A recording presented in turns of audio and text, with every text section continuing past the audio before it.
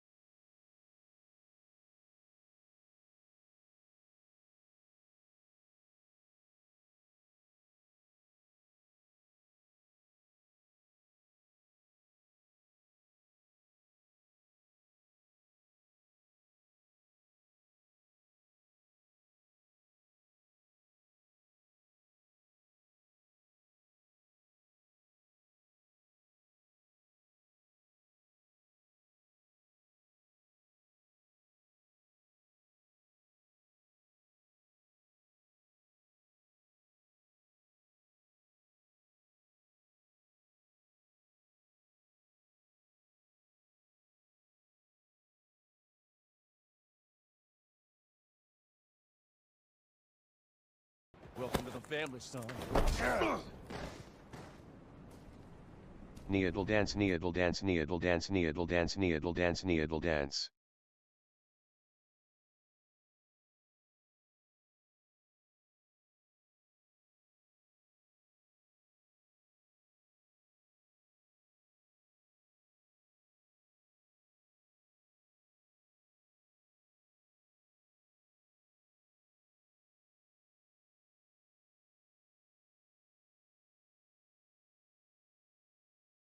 Yes! Hell yeah! Hey, come on, baby! Come on! Yes! Come on! Ah! Yes! Yes! Oh, that's hot. That's hot.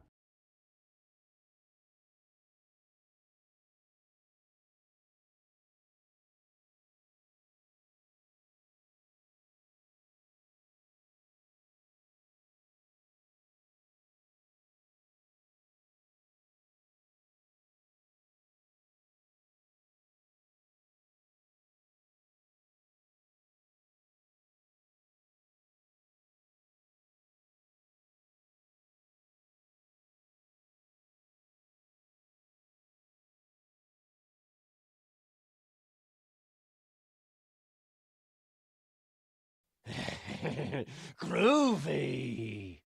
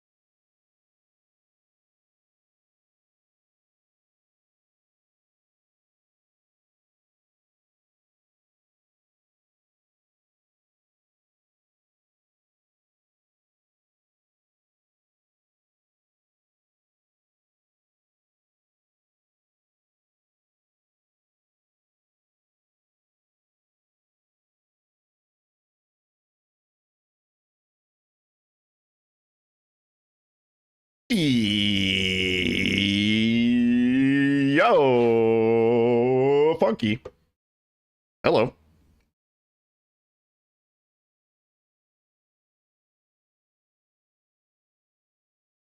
I'm back. You couldn't keep me away for too long, huh? Nestled safely under our tree. And now I'm nestled safely under our tree.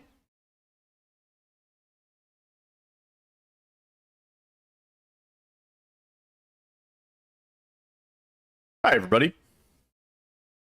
How we all doing? Let me say hello to everybody. What's up, Dorito Bandito? What's up, Egos? Thank you for the 11 months. Almost a year. Almost a year of the discount Turkish subs. Delicious. Priscilla, what's up? Overkill, how's it going, man? Ethery, welcome on in. Ball clock. Hey. We are back. Had a nice vacation, and then I needed like a week to get back into just the swing of corpo lifestyle. Abood in the YouTube chat. What's up, man? Enjoyed the commentary for the RE7. Oh, dude, thank you. Nemayoki. Alien PLS. Alien, please.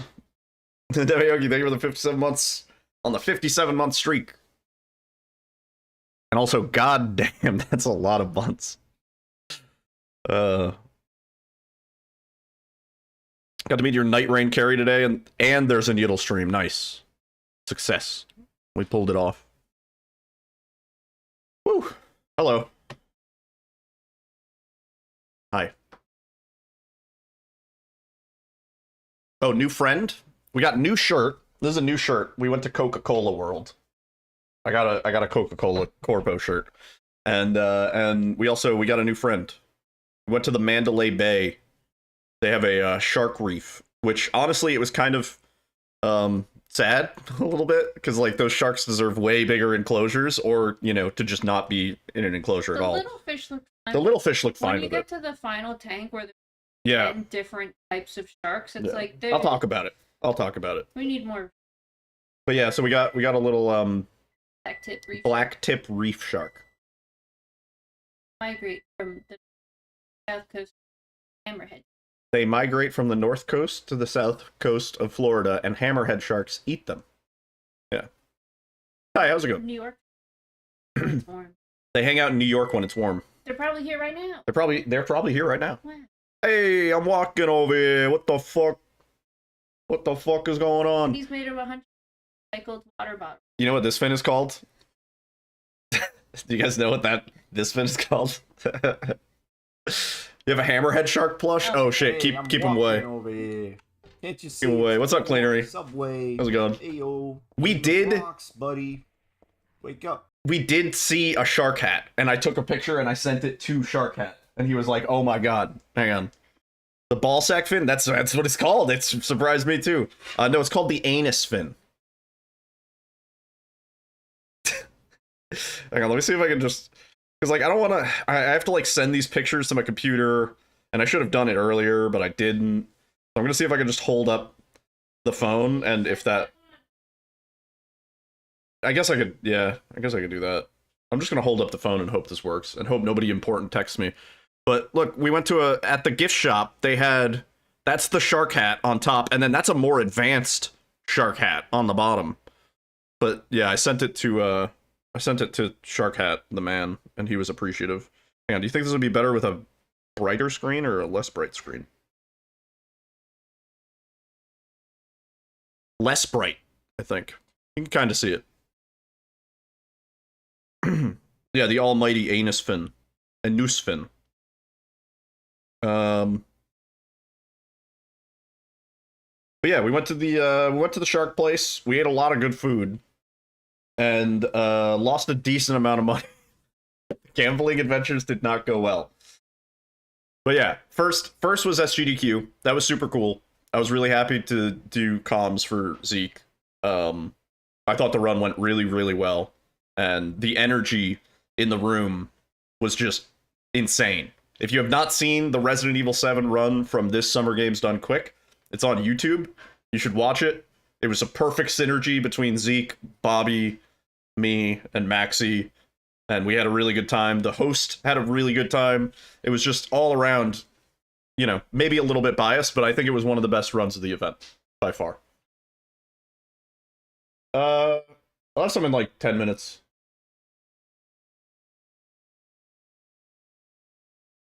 Unfortunately, he's a nerd. He is. Yeah. The only run you watched was Roller Coaster Tycoon. Yeah, so the situation was me and Alyssa arrived. Yo, ODB. Gaming, dude. It's fucking gaming time. Oh yeah, we have that. Time to game. That's a new command, by the way. The gaming. ODB, thank you for the prime, dude. I really appreciate that. Enjoy the emotes. Yeah, for viewing.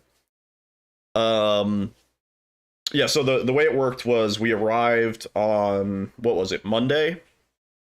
And we were at SGDQ until Thursday morning. So basically Wednesday night was our last night. The first like 3-4 days of vacation was SGDQ. Also, no problem, dude. I'm glad people are getting use out of that tutorial. It really this pleases me. So yeah, we were in SGDQ. SGDQ was super fun this year. Had a great time.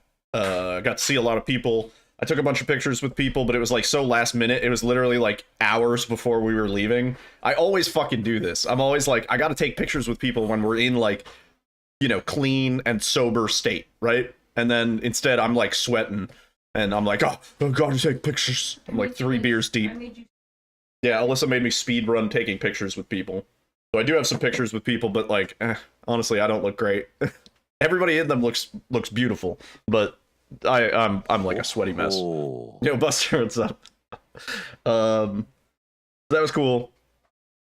It was kind of like a little bit bittersweet leaving SGDQ. Like, it's kind of sometimes a bummer only being there for part of SGDQ because you're saying goodbye to all your friends and they're all, you know, partying and stuff like that. And you're like, well, bye. And the way it worked out timing wise, a lot of the people we were hanging out with all had sort of obligations in the first half of the week. So it was kind of like, yeah, I can hang out, but I have to be ready to practice in an hour, or I have to go do a run, or I have to go do commentary, or I'm, you know, just busy. So it was kind of unfortunate that I left right as everybody's obligations were over at SGDQ. Hey, babe. But at the same time, it was sweet. The sweet part of the bittersweet was we went to Vegas, and that was a lot of fun. It was actually really good. It was very hot, as expected, but it's such a different heat. I don't really mind it as much. The dry heat is nowhere near as bad as the humid heat, in my opinion. Babe. Vegas Bay BIEI. Vegas Bay BIEI. That's what the TT. I was hoping. I was trying to make it. Babe, thank you for the 59 months on the 59-month streak. Also a very long streak. Our 2 like longest streaks in the chat. But yeah, Vegas was super cool. I got to show Alyssa all the sights. We walked around a lot. We both like sort of hurt our feet from walking around so much. There are mountains out there. Yeah, it's pretty cool. Winder, what's up? Like first night or first day when we landed, we oh, did I accidentally disconnect one of my hard drives? Is that why things are failing to play right now? Oh, son of a bitch.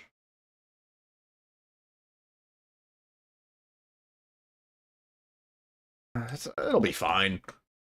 Oh, she's been supporting me from the first stream. Yeah. Emotionally. Yeah.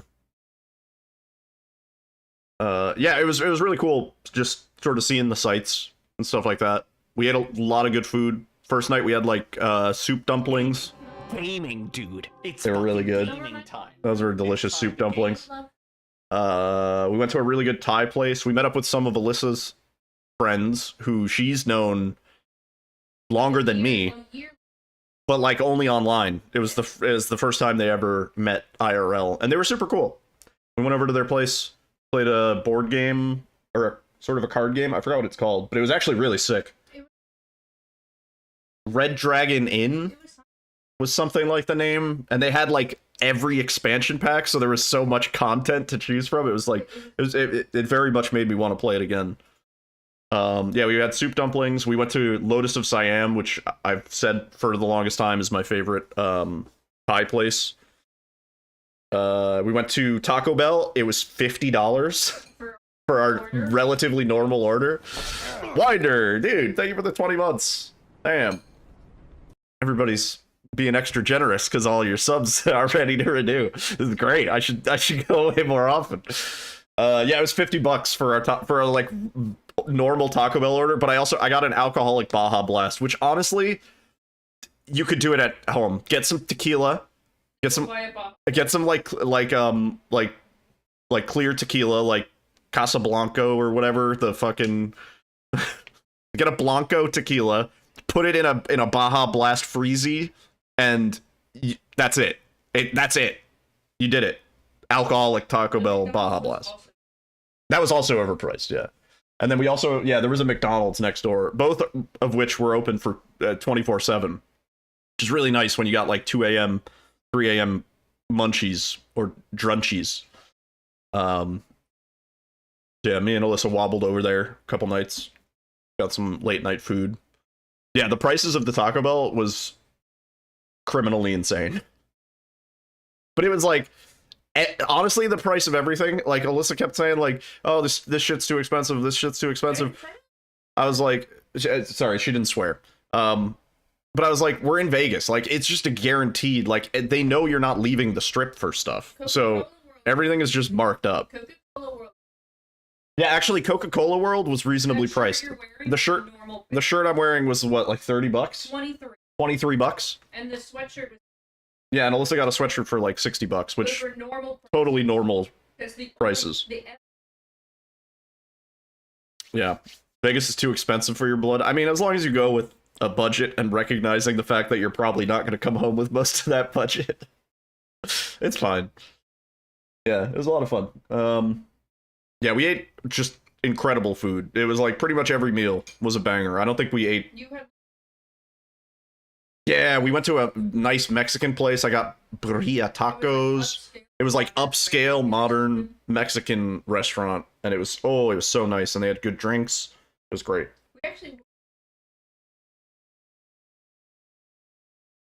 Oh right. No place serves food. Yeah. Apparently. Yeah, it was kind of awkward because we'd wake up at like, 2 or 3. It's vacation time. Also, Shadow, what's up, man? It was great seeing you, even though it was brief. We would wake up at like 2 or 3, and that's like the in-between period where you like none of the restaurants are open till 5. They're closed. They're like closed from like 2 to 5 or whatever. So we would wake up and be like, yo, we're hungry, what are we gonna eat? And then all the nice restaurants are closed. But it one way or another, we were like, you know what, if we wander around and we see a place in a hotel, like, because it's really easy going from hotel to hotel. In fact, I would say we almost spent more time in other hotels than we did in ours. We spent more time wandering around to the other casino floors and stuff like that. That was where we did our best. Our hotel was really mean to us in terms of our gambling. Every fucking session was a loss there. And whenever we went anywhere else, we did pretty good. Stinky. Yeah, good food. Also, yeah, it was nice. We kept wandering over to the Park MGM, because they're the first and only smoke-free, fully smoke-free casino and resort on the Strip. And which I was hoping that would catch on, but it hasn't really. So you go in there and it actually smells like good. Like every other casino, like they do a good job with the ventilation and everything, but there's still some like residual stink. It gets into the carpet, it gets into the ceiling, it gets into the walls. Everywhere you kind of have like that vague smell of cigarettes. But Park MGM, clean, smells great. You would hate it, he goes. Yeah, they were playing Ocean's 11 on the TVs in the casino, which I thought was pretty funny. Also, I might have missed some chat, Cleanery or anybody else. I'm sorry. I'm yapping. Someone getting decent winnings from the casino and pissing it away on all. I mean, to be fair, whatever money we did win ultimately was dumped into the bucket of like food and drinks and entertainment. We did not do a hotel buffet. I was saying if we were going to do a hotel buffet, the Win. It's like $80 a person last I checked. It might be more now, but it's a fucking amazing buffet. WYNN Casino. Also Foggy. Casino? The Kai Win Casino. Foggy, what's up, man? It's great to see you. The other hotels probably were like, compared to pee, smoke isn't the worst signature. Yeah, there was also piss smell in a few places, which... gross. Yeah, the Win is nice. How did we make out at GDQ? GDQ was super fun. I had a great time. We were only there briefly, but the time spent there was meaningful and significant. Also, we went to Barrios like twice, which that was a success. And then we saw... Yeah, we were... we were there for 3 days. We went to Barrios twice. Yeah, Barrios is great. And also we saw Rambo Rachel's cat, which was unexpected, but that was great. Rambo Rachel brought her cat, Garrus, to the event. So the last night, when like right before we were leaving, there was a cat in the hotel room. Also Lion. I don't know if I said hi to you. What's up? I saw Lion. I got to hang out with Lion for the first time, which was cool. What's Barrios? Barrios is it's like this little like tapas Mexican style place that they have in Minneapolis, like 2 blocks away from the hotel in for SGDQ. So like it's perfect walking distance. They have really good drinks. Everything's like pretty reasonably priced. I went through like 4 of their tacos in a sitting. I fucked up their tacos. The Super Barrios brothers. Yeah, their chips and salsa are really good. Their guacamole is really good. The everything's really good. Lord Aid, what's up? I'm doing good. I expected this. I'm trying to get as much yapping out of my system as I can now. Because I have so many stories that are just gonna like come to me as I remember them. But yeah, I'm doing great. I had a really good time off. Getting back to work and adjusting to corpo normie lifestyle has been kind of a bummer. Am I glad to be home? The only reason I'm glad to be home is because I did really miss the cats. The cats were well taken care of. Thanks for appearing on camera just in time for me. The cats were very well taken care of, but yeah, I missed them a lot. Yo, Zoro. What's up, man? Yeah, me and Alyssa had a crazy time in Vegas. I'm trying not to like bring up individual stories just yet because I'll wait till we're like doing runs and stuff, and they'll come to me. But got to be the subject of someone's conspiracy at GDQ. Nice. Can I ask what happened? The GDQ conspiracy. I really like the hotel in Minnesota. That hotel's really nice. I'm not fully sold on going to AGDQ. What do you want to be when you grow up? What do you want to be when you grow up? I'm not fully sold on AGDQ this year just because I really hate the Pittsburgh hotel. I've been saying theoretically if I get a run in, then I'll probably go, and only for like the days surrounding my run, you know, like 2 or 3 days or something like that. But I don't like Pittsburgh. It's cold. That hotel sucks. It gave me COVID. Alyssa's friends were there. We can visit them in the summer when it's like nice. We can go right now. We're driving to People that have petty high school drama beef with you decided to try and do secret squirrel shit and track your movements and like make plans to avoid you and jam you up. What the fuck? That's crazy. But also I think you can I think that's like reportable, no? Like if they're making your time uncomfortable, I would potentially go to somebody about that. Unless it was just like benign and fucking like the equivalent of Robbie Rotten in Lazy Town. Look at this net that I just found.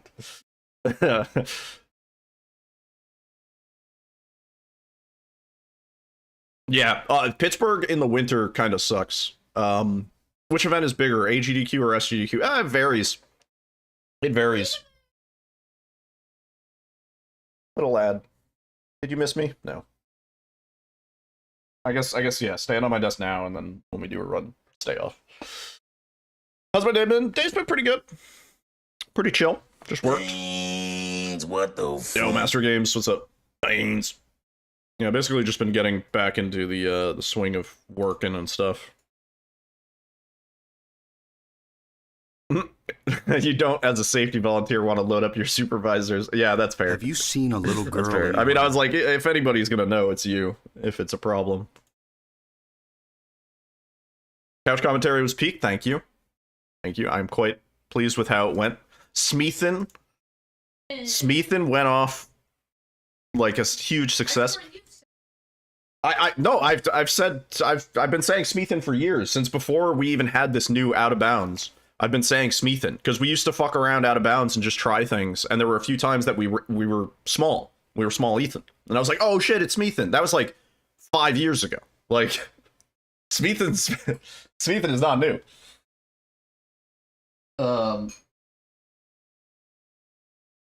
Also, I should mention the very first donation at the beginning of the run, which kicked off a bunch of parody donations that were like kind of in a similar vein. That was actually my donation. Which I take full credit for the absurd amount of money that Zeke was able to raise during his run. He also got that huge AMD donation during his run. It was fucking popping off. I kind of want to try and fix my hard drive, but if I try, it's gonna break everything. I know it. I have an external hard drive, and for some reason, my computer thinks it's not plugged in. They wasted hours of their time there when they could have been having fun. You just decided to find the hilarity in it. Yeah, that's fair. That's fair. Started your Silent Hill 1 playthrough a few days ago, and it's been really fun. Nice. Yeah, I haven't played Silent Hill 1 in a long time. Probably do that. Yeah, actually, all the donations were my alt accounts. You want to see that run, but you were getting high with Santa out on the patio and you were just jamming? That sounds pretty rad. Oh yeah, I saw Rio's been playing Silent Hill 1. Anyway. Pasta? Oh yeah, let me go have a quick snack. Give me just like 2 seconds.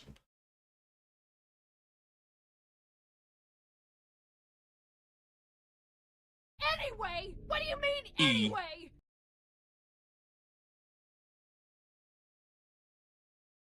E. Rage quit. Ever gone mountain biking? Oh, please. No tears. They are a waste of good cum. Do you actually think you could come?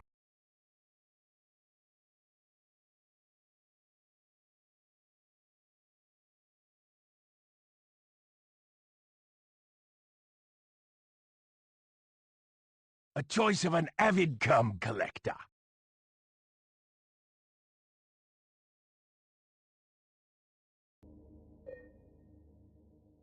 Okay. Also, Luke, what's up, dude?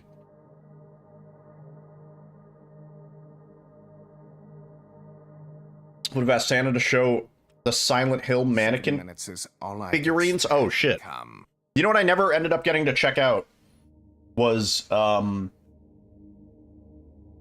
Artist Alley.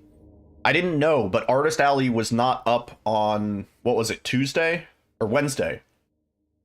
We didn't get a chance to check it out the first 2 days, and then they didn't have any artists there on Wednesday. And so I woke up, you know, early to go check it out. Yeah, Wednesday was the changeover. I didn't realize that. So I woke up early, I was like, I'm gonna go check it out and buy some shit. And there was nothing there. And I was like, oh. And I was kind of like, wouldn't the artists want to be up as many days as possible?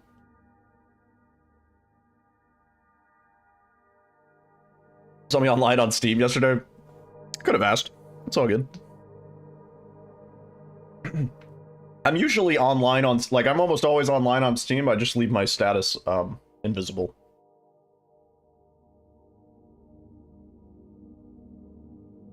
Meet Bonnie Dimples. Yeah, I'm down for that. I have not played the new Donkey Kong yet. There's too much good shit. there's new RimWorld update, which has been a banger. Pump It Up Rise came out, which is Pump It Up on the PC. And then we got Donkey Kong. I'm still playing through Tears of the Kingdom. The game selection is just too good right now. I'm kind of fucked.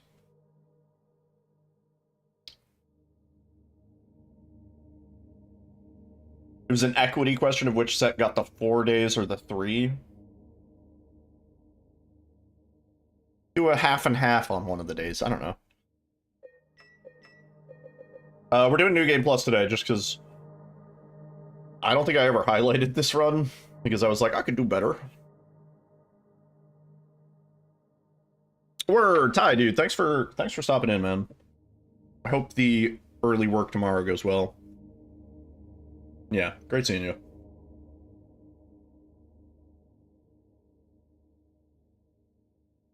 Bisexuality had its 30th birthday on the 17th.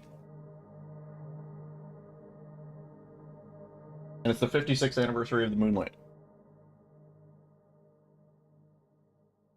Why don't we celebrate the moon landing? I don't know. Celebrate them. I think that was a important thing. World record incoming.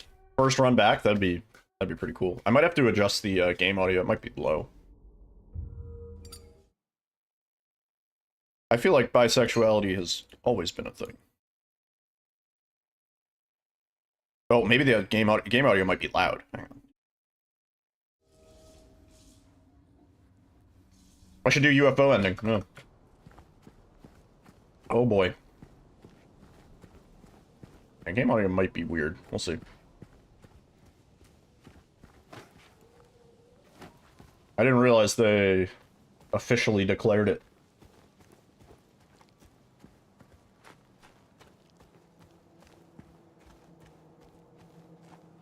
Back to Silent Hill.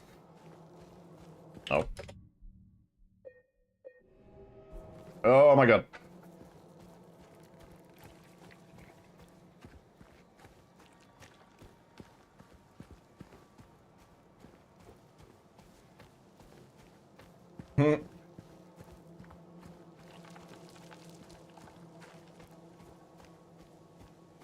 Oh, I didn't mention it, but we did have a bit of an issue flying out of Vegas. In that our flight was canceled, and they put us on a flight that was like the next available flight, which was at 11 p.m., 16 hours later. So that was kind of a kerfuffle. We ended up getting it dealt with, but it was just kind of like, fuck. But yeah, you may have seen videos of like the flooding and stuff in New York and New Jersey. That was the day that we were supposed to fly back. Or like the day before. Yeah, our plane was stuck on the East Coast, essentially. Flew out at 5 a.m. on Sunday, had 0 issues. Everything else after you turbo fucked? Really? Oh, yeah, it's unfortunate there was a huge rainstorm over here in the East Coast. Oh wait, we have to actually grab the chainsaw. I'd prefer you didn't say it like that, but sure. Yeah. The new Yussie was wet. Mm-hmm. Yeah. Oh, wait. Oh my god, I can't.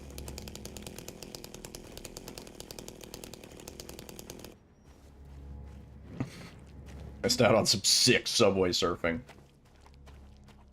Yo, David Rush. We are back. Hello, friend. Guess who's back? Guess who's back? Guess who's back? Guess who's back?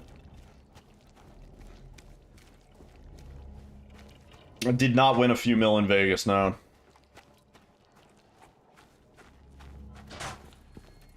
I gotta say, the slots, the slot machines these days are just not fucking cool anymore, man. I remember the Ghostbuster slot machine. That one was cool. They did have the Willy Wonka one. That was pretty fun. But the slots these days were just not hitting. Nah, slot used to be... The slots used to be at least more interesting than they are now. Does it just become the jaywalk spell? Hey, I'm fucking walking over here. We went to the New York a few times. We fed some pigeons when we were in Vegas. What was the highlight?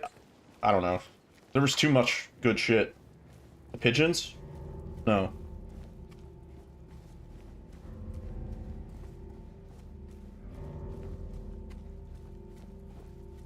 Oh yeah, I have some music I have to catch up on. Oh yeah, we saw Penn and Teller. That was actually really fun. That was like almost an impulse. I was just like, I was kind of drunk and I was like, what are we doing tomorrow night? And Alyssa was like, I don't know. And I was like, you want to go see Penn and Teller? And I looked up the tickets and they were not that expensive. Yeah, we were gonna see it. We were gonna see one of the Cirque du Soleils, but they didn't have shows for the specific days that we were there. Like those happened to be their days off or something. So we saw Penn and Teller instead, and that was really fun. Who's Penn and Teller? What? That's crazy, right?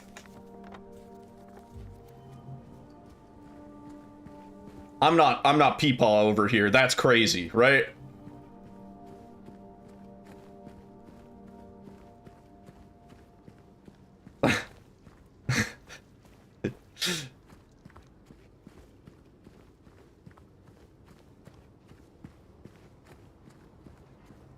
Oh, bullshit was so good. That was such a good show. I second it. Also, who's Penn and Teller? Oh.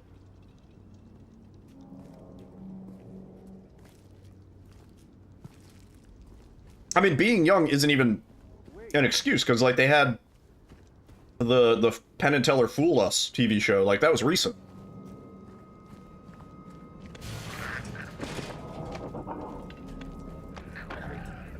No. You gotta look it up. Oh fuck, I forgot, what do we do here again? Not that. I kinda forgot how we do this. That's not gonna work.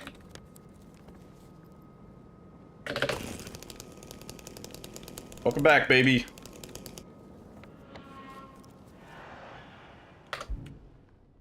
I mean, you've probably seen them. There we go. You've probably seen them. You just might not know that you've seen them.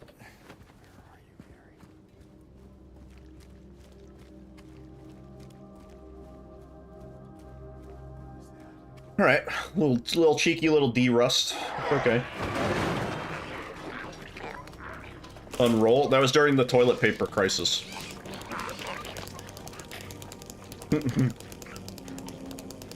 What are you, a little baby?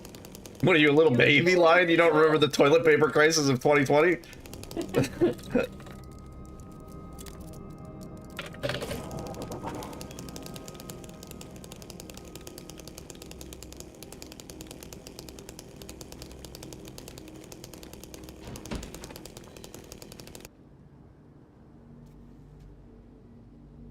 Forbidden subject.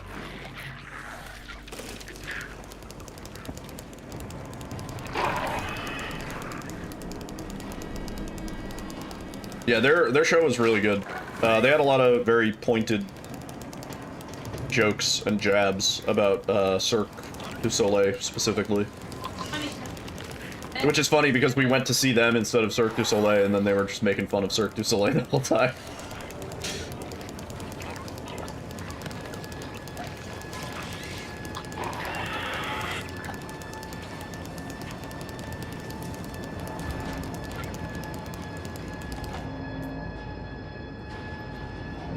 I haven't watched Bullshit in a long time. I'm kind of curious how well that aged.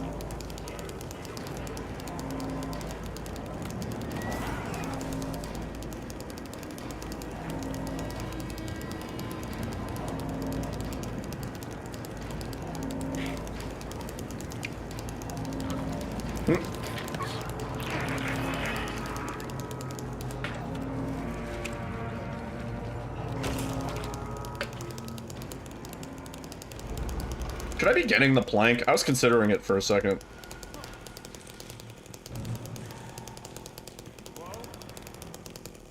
Yo, Arkham, what's up, man? Nah, no plank.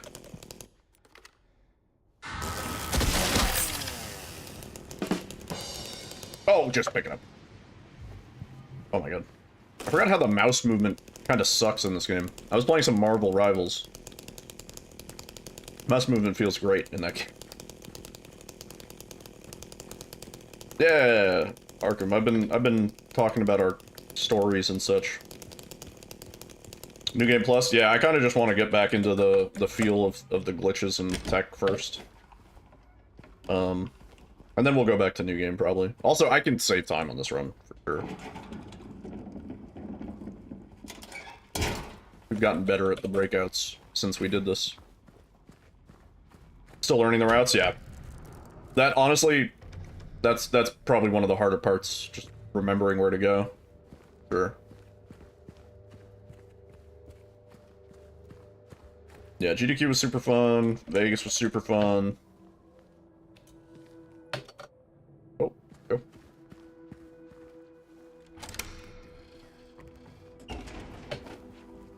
Our flight got canceled when we were supposed to come back, which at first was a little bit annoying. But then I found out that I had a brain blast, and I realized that the next door hotel, which we didn't even have to like leave our hotel for, had way cheaper rooms. So for 150 bucks, I think, and I think they refunded 100 of that back to me. Yeah, 100 was the incidental charge. For $156, I was able to get a room, so that just so we had like a place to crash before our flight, because otherwise our checkout time would have been what, like 11 a.m. and then we would have just had to like bum around the strip and for 11 hours or whatever, and I was like, I can't do that. Like, I need to go to sleep. Did this run turn into one of my favorites? Yeah, I'd say so. Yeah.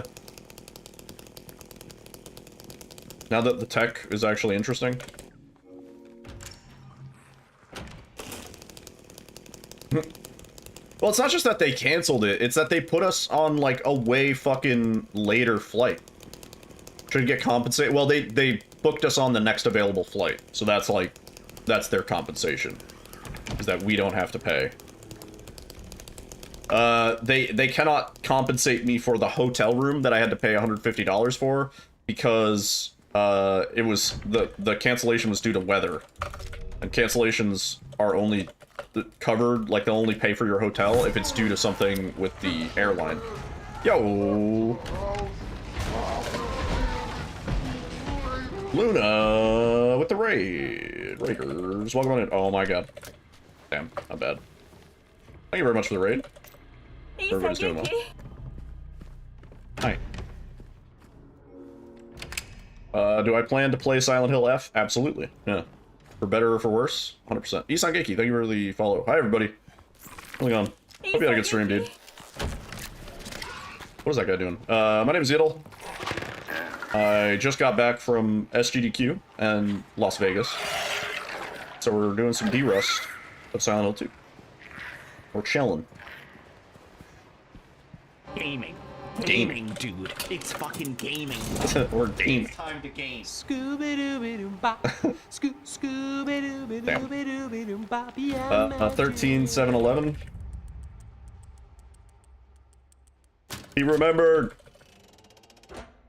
When are we playing Ghostwire again? I don't know. We need tech for Ghostwire for me to go back to it. But yeah, Luna. Hope the Silent Hill 2 went well. I assume you were playing the remake.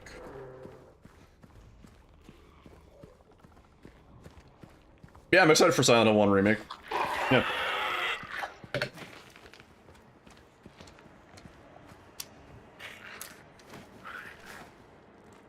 Cool.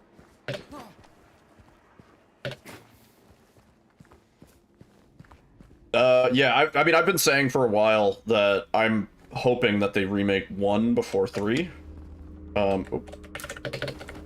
Just because I feel like 3 is still relatively accessible, and it's aged pretty gracefully. 1 is kind of harder to play, and it's kind of... Oh, look at that. Nice. And it's kind of unfortunately dated. You know? Do I speedrun 3? Nah, I don't. Egos is your coach? Nice. Dude, he's a good coach. Front-facing Bam Margera style.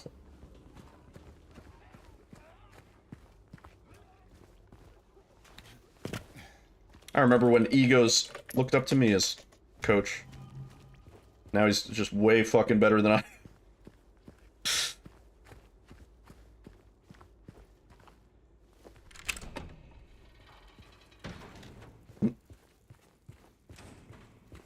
I don't know if marketing's on point. Deluxe digital version 2 days early. Yeah.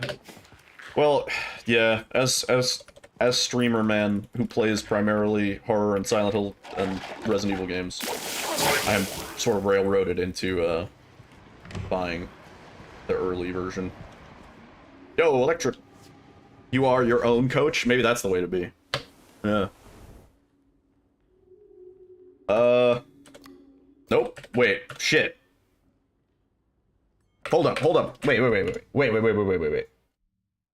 I'm forgetting this puzzle. I totally forgot this puzzle.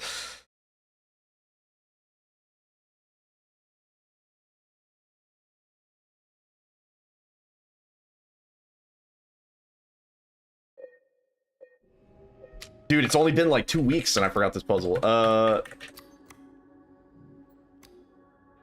I did have a lot to drink during 1 or 2 of those weeks.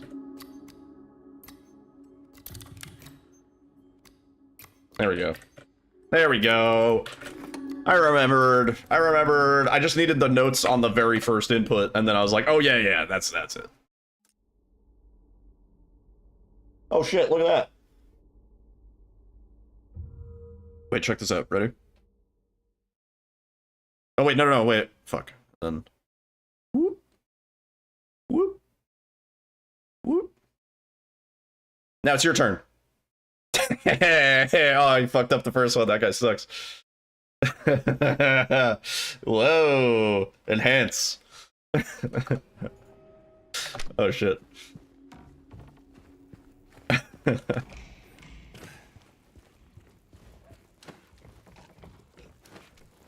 Gaming. Gaming. Gaming, dude. It's fucking gaming time. It's time to game. Yes. Gaming. Oh, the French champagne. The French gaming.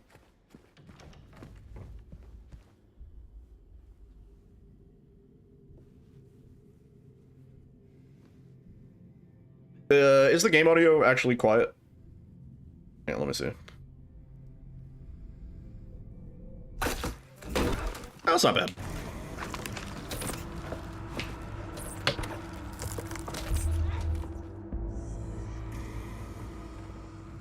Kind of quiet. It looks fine on the monitors. It was quiet because nothing was happening in the game. Yeah, it will be quiet during the parts of the game where it's quiet. Silent. It is Silent Hill after all.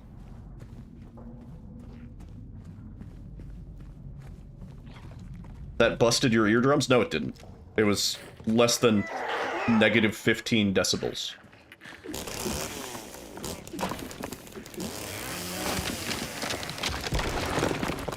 I am not running Claire. That run looks like pain in the fucking ass.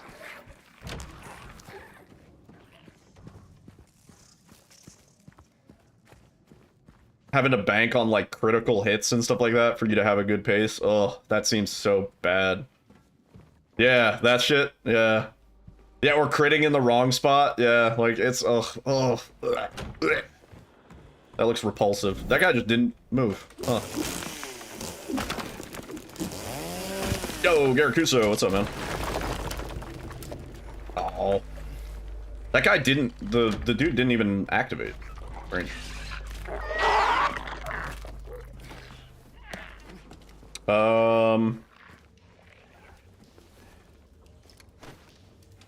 Should be fine.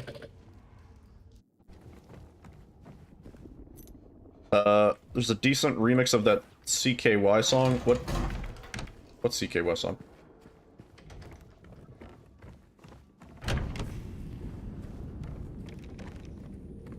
Oh. Yeah, I would imagine. If you had asked me, like, I wonder if there's a... I would have been like, yeah, probably. Proud and so you are something. Right? Is that the one?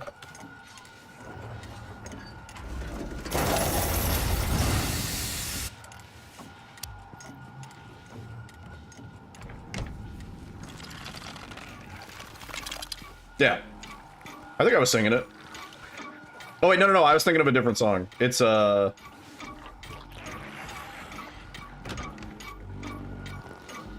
that... That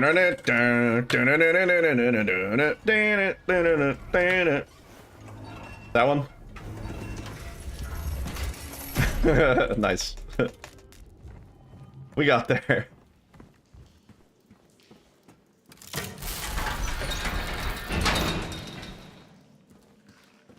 I have not played Tony Hawk 3+4 either, because that came out while I was gone. I've heard some mixed things, but I still kind of want to play it.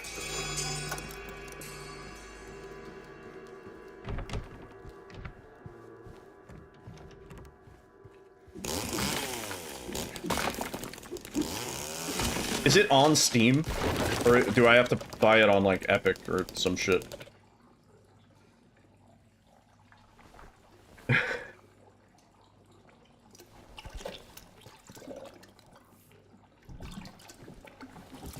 Game Pass has it for free? Fuck. Probably the way to go.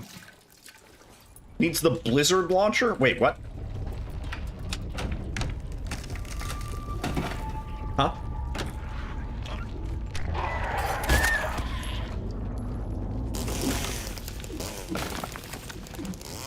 That's wild to me.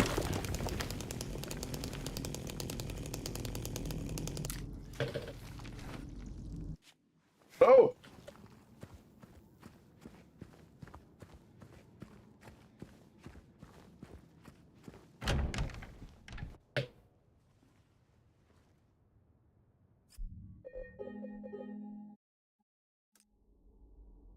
Is that the goat squirrel girl main? It is.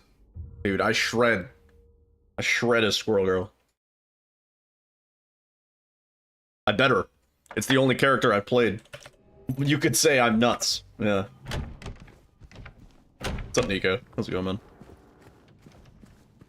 Yeah, I want to play 3+4. If I could just play it for free on Games Pass, I would be satisfied. Surprised I can keep my focus? Yeah, well. I'd be lying if I said I haven't thrown a few deaths. Yeah, okay, wait, thank you for the good luck, man. I got to see Camu at, SGDQ. What the fuck? No!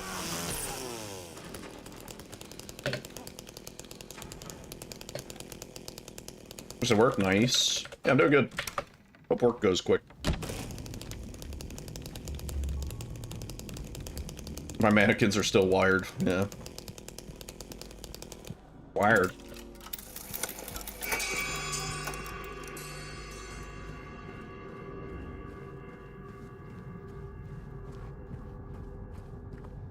Uh, 522?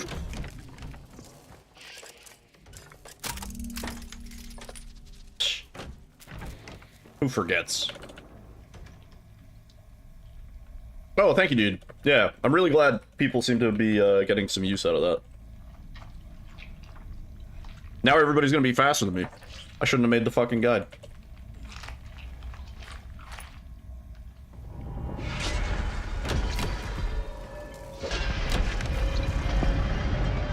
Nice, yeah. Yeah, if you do want some of the more advanced stuff, Egos and Zoro and Savi, they all do some of the crazier breakouts with like slightly different setups. So on the higher tier, if you ever want to get into it. Thank you, Luna. Appreciate that.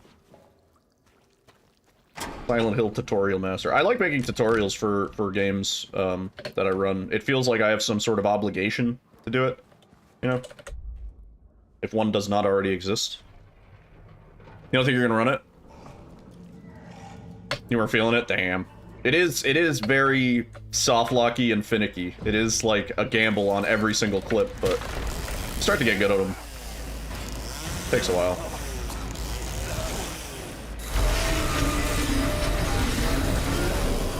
You have a 2% success rate.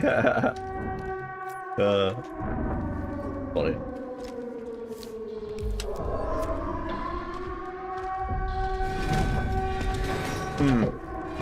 That's fair. We do still have a good bit of the run where we're just running around. Straight line, hold W, but... Then you get to do some tech.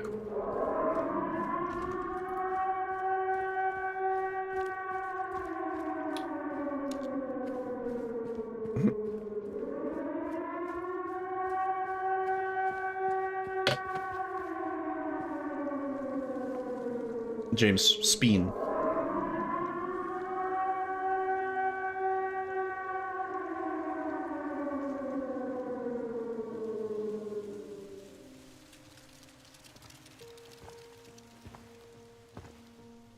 Hey, it was you, wasn't it?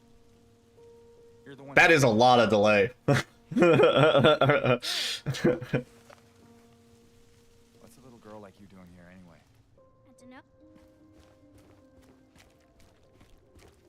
I think it'll take a while for the... it depends. That's not something we can predict early, Luke.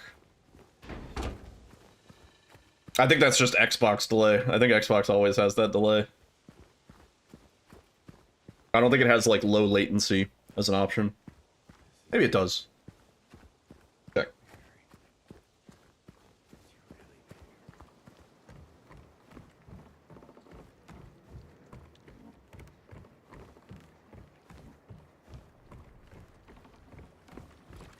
The second needle is confused.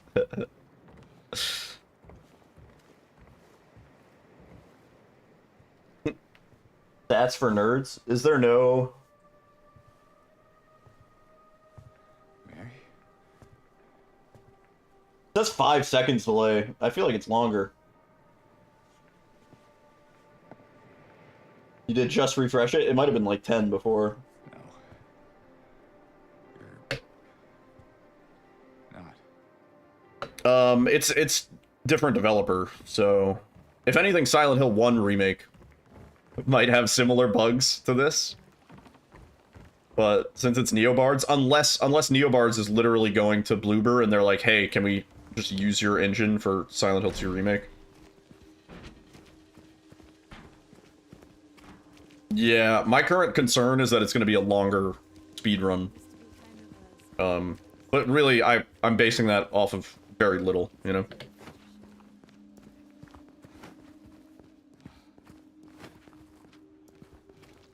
Because really, we don't have much to base anything off of at the moment.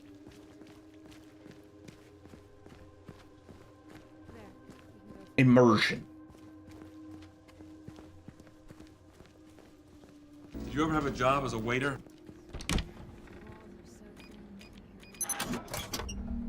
Yeah, because it's also like, right, so like assuming we find glitches, which, good chance something will be found, it's like, will we be able to do anything with it? Or is the game going to be so story trigger tied, you know, where like every single cutscene is a checkpoint and it loads the next area, and like if it's designed with that concept in mind, which that's what it kind of looks like to me right now, then it's going to end up being probably very tied down to triggers.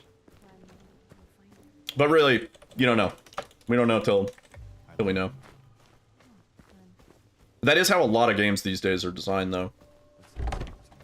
Where it's like you need to be in one spot to get the next thing to load, and like sequential gameplay.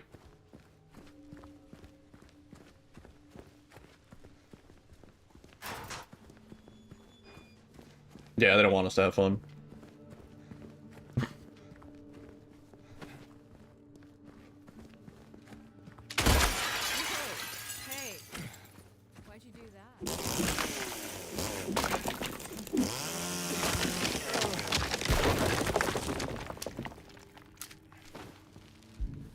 Oh, no. Shit, hang on. I'm used to the muscle memory from, yeah, E. Yeah, there we go. Fuck this skip, by the way. It's definitely one of the toughest ones, yeah. Come on, let me in.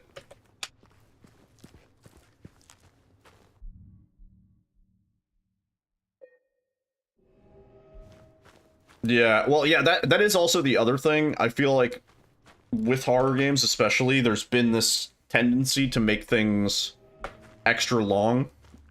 And even though the run ended up being kind of shorter, like RE4R is a long game, right? Like, it's a fucking long game, casually. Same with this. Silent Hill 2 Remake is a fucking long game. So that also has me concerned, because if the game is very heavily trigger-tied and stuff like that, and it's a long game, then guaranteed we're getting a long run. Found more success on the other side of the wall for some reason. Oh, yeah, you can technically go through and do it that way. Yeah. Oh, Iki. Yeah. Maybe you better wait here. Also, keep in mind, 4R, being a Resident Evil game, had so many people jumping on it to optimize it. Like, you know, if we lived in a different universe where the Resident Evil franchise was not as popular as it is, especially among speedrunners, that run would still be long. You know what I mean? Like, the only reason that run got so fast, so quickly, is because it had so many people routing it. Like, literally hundreds of people routing and finding glitches and finding skips and optimizing stuff. Like, the boss fights in Professional are just so crazy optimized at the higher level.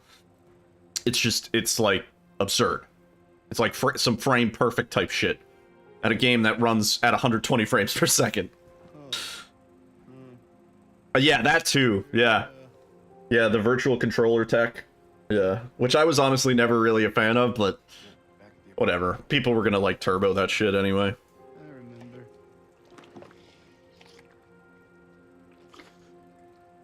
Oh, are there newer skips? I didn't even know that. I didn't even know that. Make it out yet? Yeah. Well, and then like Silent Hill 2 Remake had a really big drop off in terms of speed running. People ran this for a little bit. They realized if they wanted to run restricted, it's way too long. It's 2 hours long, and it's kind of RNG, and it sucks, and it's slow. Not very exciting.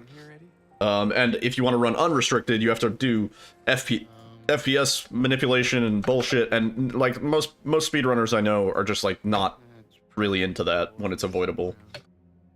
And so this run, the reason why it took so long for this run to find anything, I think, is because it just wasn't a popular speedrun. Like, after that initial hype went away, there were like, what, maybe 2 runs submitted like a month? It was like really low.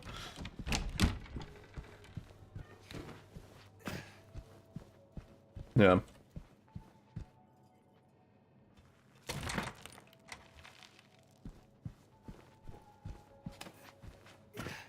I should have gone for it. We're already behind. Yeah. Yeah, Sneevel's tournament was probably the biggest, biggest thing. And then after that, it was just downhill. You can skip Chapter 1 Barn Gear, Chapter 2 Prison, Chapter 8 Zealot Lantern. Oh, wow. Holy shit. That's a lot more. I didn't even realize that. Silent Downhill.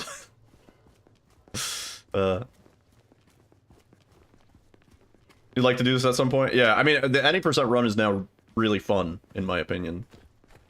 Very execution heavy. Yeah.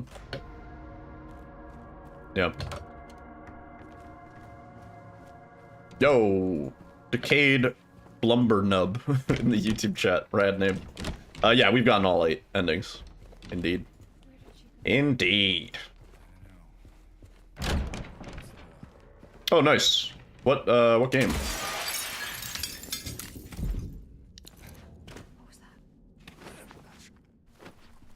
Operation Tango. Oh, interesting. Menuer and guy doing the run. That's fun.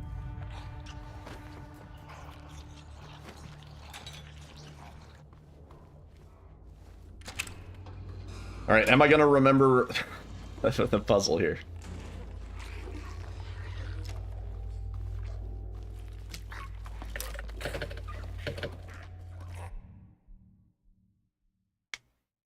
Word, Nico. Yeah, dude. Thank you for the lurk. Enjoy the work.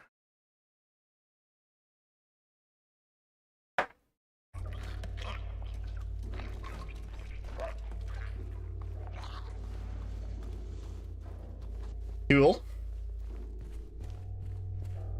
Is this the right spot? Yeah.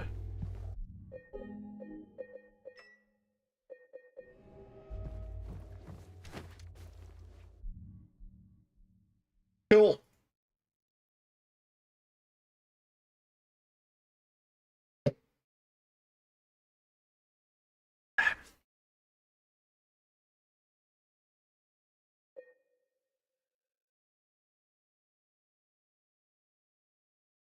One of the hotels we didn't make it to, which I sort of wanted to, was the Luxor, which is the giant pyramid hotel. That hotel's actually really cool. I don't know if we could do it because I think you would need a room key card, but they have the freakiest fucking elevator in that hotel. Because the elevator, so it's a pyramid, right? They've been complaining about that place. I mean, I stayed there once. It was okay. It wasn't like the best hotel. It's more, you're staying there for the aesthetic.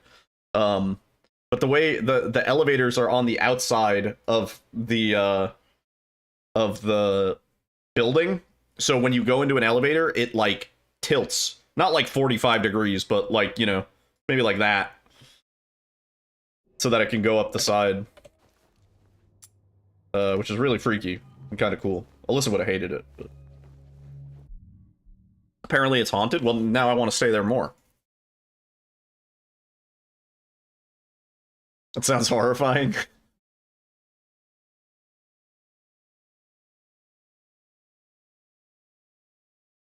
If the trip makes out the group chat. You're doing Vegas March, April next year. Nice. First time. Hell yeah. If you need any recommendations for things to do, places to eat, let me know. Every year that Evo has been at the Mandalay Bay, you stayed at the Luxor? I didn't realize Evo was at the Mandalay Bay. Oh my god, what is this half lighting? Is that right? Yeah. Foggy, have a great rest of your night, man. Great seeing you as always. Yeah, of course, Luke. I consider myself a near local to Vegas. No. No, no, no, no, no. No, not this. Oh, the run might be dead. The run might be dead for real skis. I don't think I can get out of this.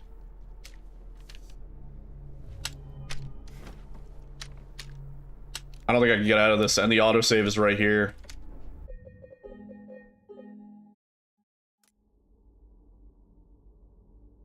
Reload backdash?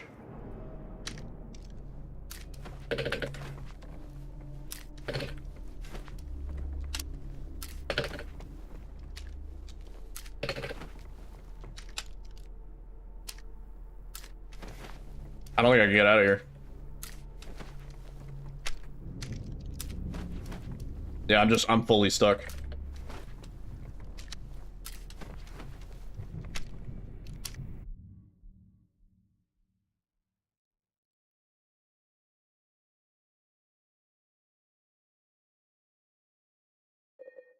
I kind of forgot that this could happen. Shit. I don't have my, I don't have the, Oh!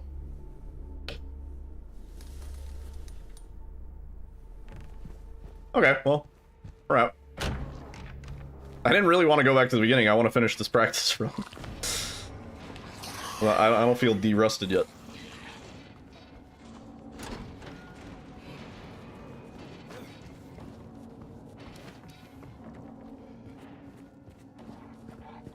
Saved. We're good. Also, what's up, Graves? How's it going, dude? Alright. Well, it's certainly a practice run.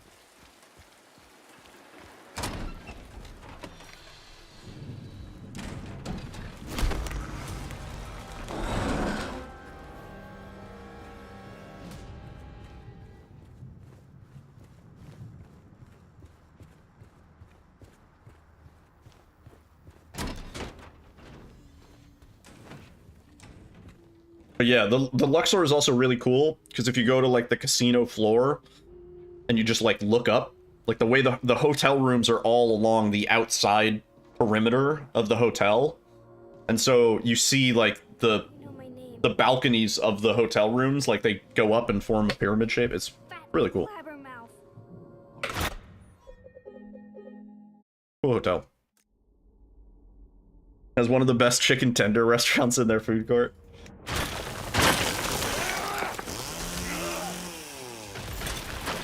Kind of forgot how we do this.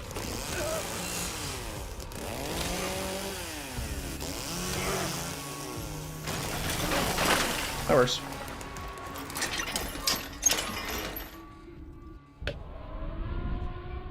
There was a neat pile of pubes behind the door in the bathroom. That's when you call down and you say, "Give me a better room, sons of bitches." Looking at a hotel that's been renovated into, like, Airbnb apartments. Oh, that sounds kind of cool. You get, like, a kitchen and stuff, too. Kind of neat.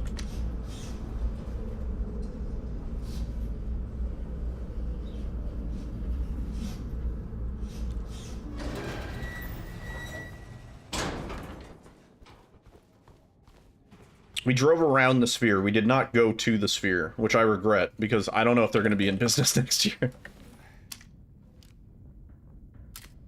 Nope.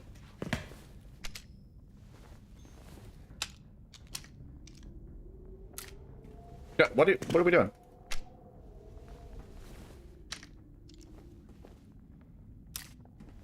James! Yeah, I think keeping the sphere running 24/7 is a terrible idea. There we go. Yep, it's a giant sphere with LED panels all on it. And it's what doesn't make sense is why it's on during the day. I think they could save a lot of money not running the shit during the day. It's not even about the power, although I'm sure it draws a lot of power. It's more the LED panels will go out. Like, guaranteed there will be failed LED panels, and then you need to hire somebody to go and fix the LED panels on the outside of this giant, like, you know, 10-story fucking sphere, right? Like, that seems like the bigger problem to me. That cannot be cheap to hire maintenance and tech and engineering and all the many people you need to get that shit sorted out. I think the panels pop out. Yeah, but like, how do you... somebody has to go up there.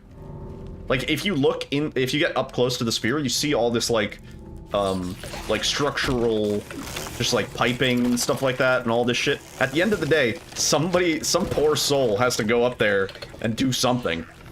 You know? But yeah, they leave it running 24/7, and then the shows that they run there are hyper expensive to the point where, like, I don't know how they're filling the seats, honestly. Good tickets to go to the Backstreet Boys at the Sphere were like $13,000. Bad tickets were like $1,000.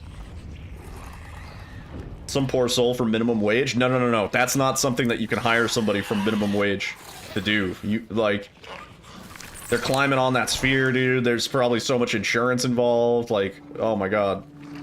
It's like people who work on, fucking, what are they? Like wind turbines?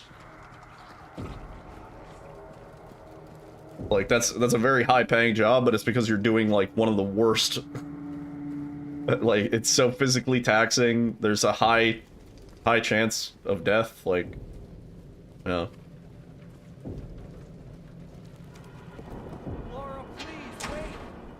He's on mega money? Yeah. It's like, it's one of those things where it's like, if you can stomach doing that, then you're gonna be doing great, monetarily. But at the same time, it's like, fuck that, right? Money or health, yeah. Laura? Where did she go? I feel like that's something that's probably also unionized. So like all your benefits and stuff like that are probably very well taken care of. You pay a Vegas crackhead 1 crack and he'll do it.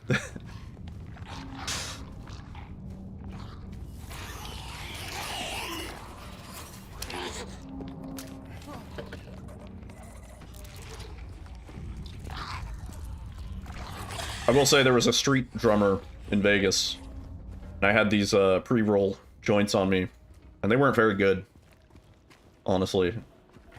And I'll say it now. Hot take. New Jersey weed is better than Vegas weed. Anyway, I had these little pre-rolls, and there was a dude playing the drums, kind of busking outside of one of the hotels, and I sort of showed him the pre-roll. I was like, "You want this?" And he like gave me a thumbs up, so I dropped it in the bucket. Wasn't very good. I'm sure he enjoyed it. Damn.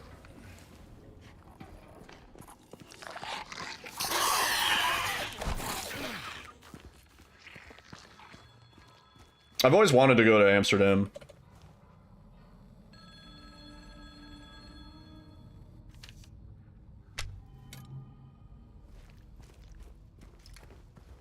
Back in the day, before weed was like legal everywhere, it was kind of like the you know, the stoner paradise. Like, oh, it's legal there.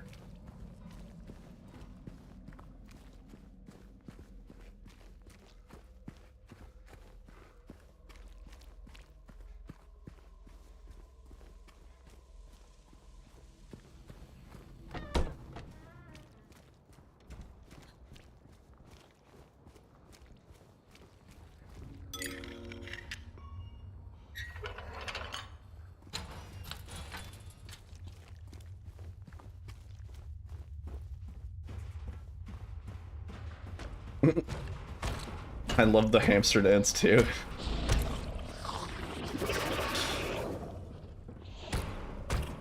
Too old for my own good.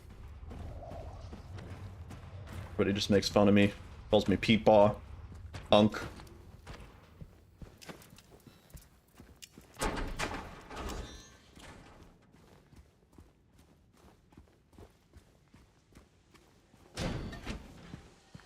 Oh, yeah. Oh, that is also a really nice thing about Vegas is just open container laws. You can walk around with a drink anywhere. You can get in a taxi with a drink. The cab driver is not gonna hassle you about it.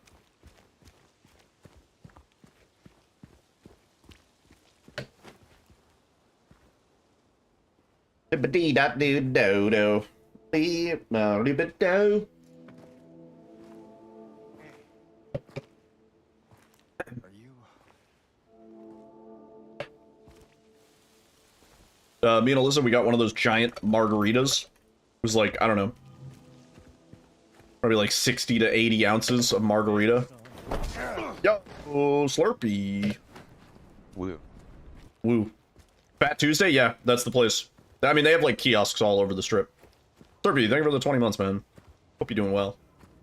Good to see you. Enjoy the emotes, the afternoon. Yeah, we got one of those big Fat Tuesday boys. In like the clay pot? No, they're in these like giant, it almost looks like a bong. But it's like a giant tube. And really the large amount of the alcohol is in the top and the bottom. Because the bottom is like rounded and the top is like tapered. But then the middle part is just like kind of a straight tube. It's just a straight tube, you know?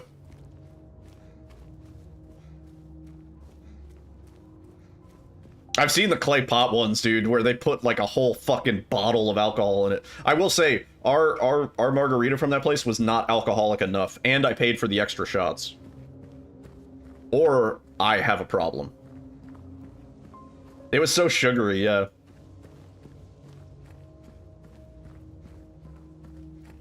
It was tasty though. It was a good flavor. Yeah, we mixed strawberry and mango. Too northern to understand any of this. It's a giant margarita in a giant tube-shaped glass. Oh yeah, we did go to Fremont Street. Yeah, the drinks that we got at Fremont Street were actually strong. Yeah. But also it was so fucking hot, dude. I was dying. And we were hanging out with Vegas locals and they were like, "So, like, where do you want to go next?" And it was like, "Let's just like get out of the fucking heat, please." Right? Like, Haley and her husband were totally chill, like, walking around in the heat, and we were just, like, dying.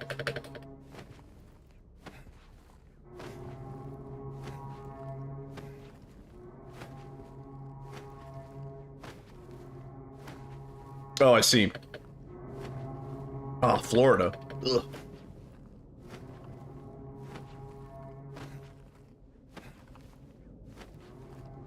Here, wait. I have a picture of the margarita thing. Let me pull it up. Gotta find it. Yeah.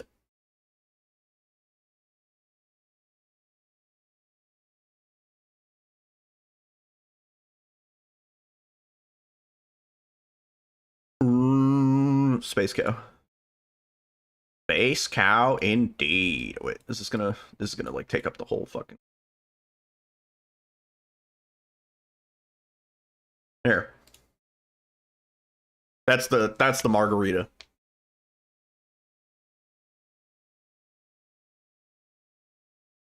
Also, do you guys know how I took this picture?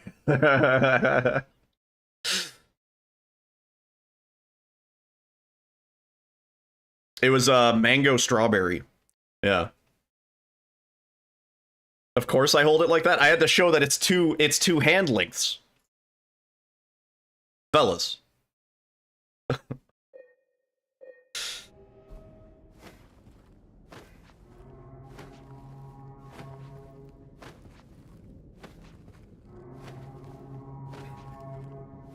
Anyway, it was pretty good. Technically, you can bring the container back for refills.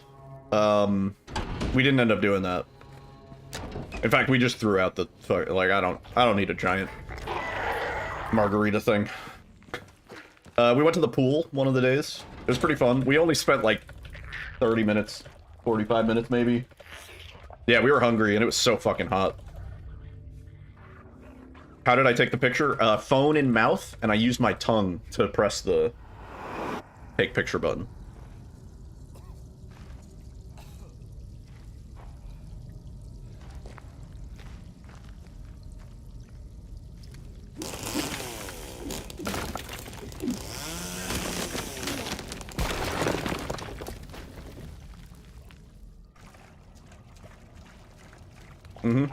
It's all about the tongue action, babe.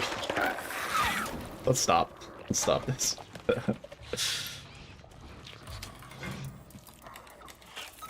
You're fucking kidding me! No!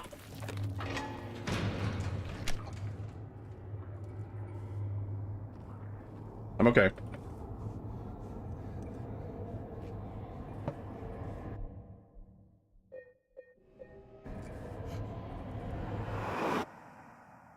First try bug room on the practice run. No big deal.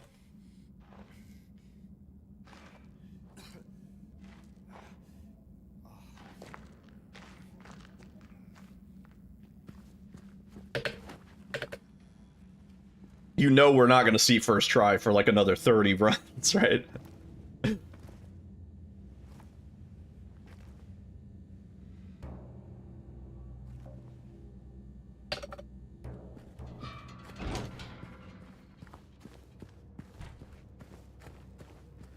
Alright, time for the fun one.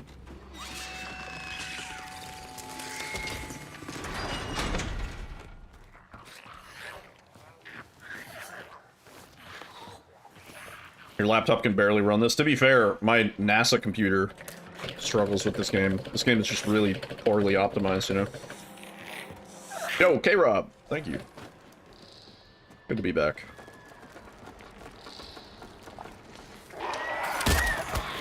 Huh. Really? Do you go for a bug room skip, like, every time? Or was it just coincidental? That's stuck. That's stuck. Nope. Wait. Oh, wait.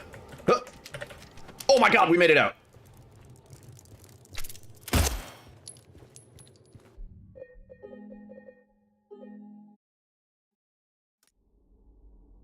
Swear your frames drop down to like maybe 5 FPS? Okay, that's crazy. That's not good. That is not good. Are you running it in DX11 mode? Because I find that that does help for me. Although Egos finds the opposite, so no guarantees.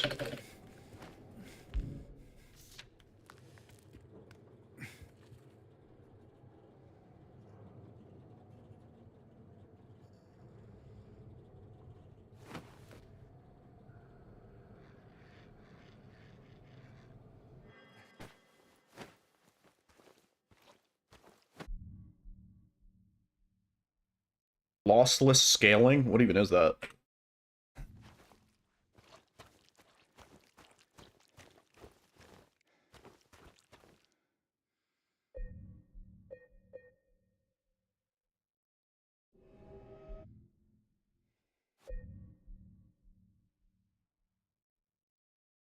Oh, interesting. From 4 years ago? I mean, that shouldn't be, like, so bad, you know? I wouldn't think so.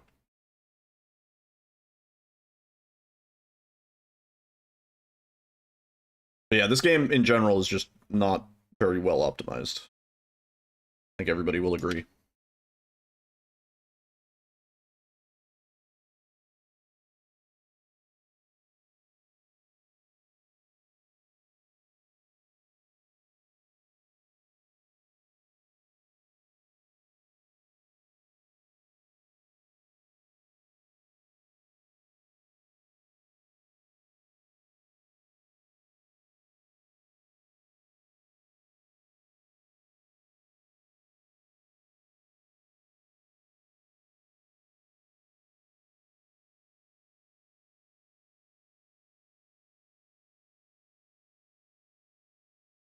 You know why that probably is, right?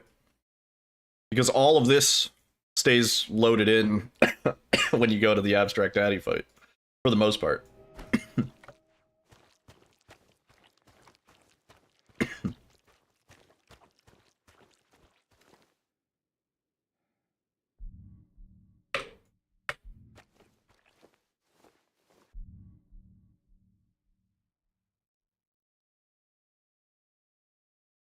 That's crazy. Try enabling ray tracing.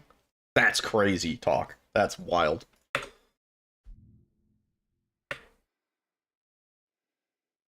I unpause you soon. 1, 2, 3, 4, 5, 6, 7, 8, 9, 10, 11, 12, 13, 14, 15, 16, 17, 18, 19, 20, 21, 22, 3, 4, 45, 6, 7, 28, 29, 30, 31, 32, 33, 4, 1 to the right. And now we pray.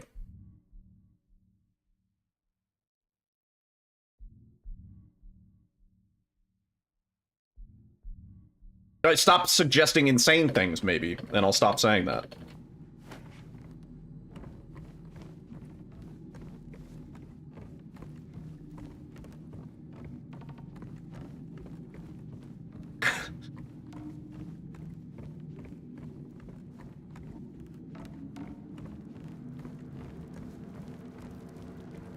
He's unstoppable. What? That is highly illegal. Get that shit out of here. That is so not right. We cannot get a juicy on the D-Rust run.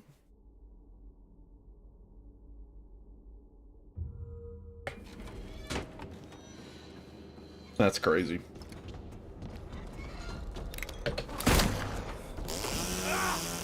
No E. Nice! Well done.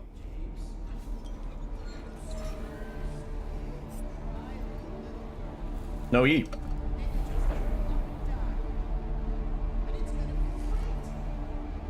That's a 1 in 120. Maybe you should have gone to Vegas, dude.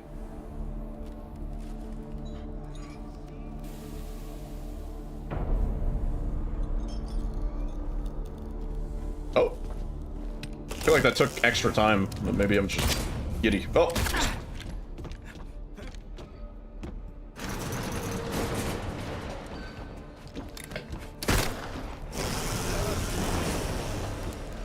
Shoot!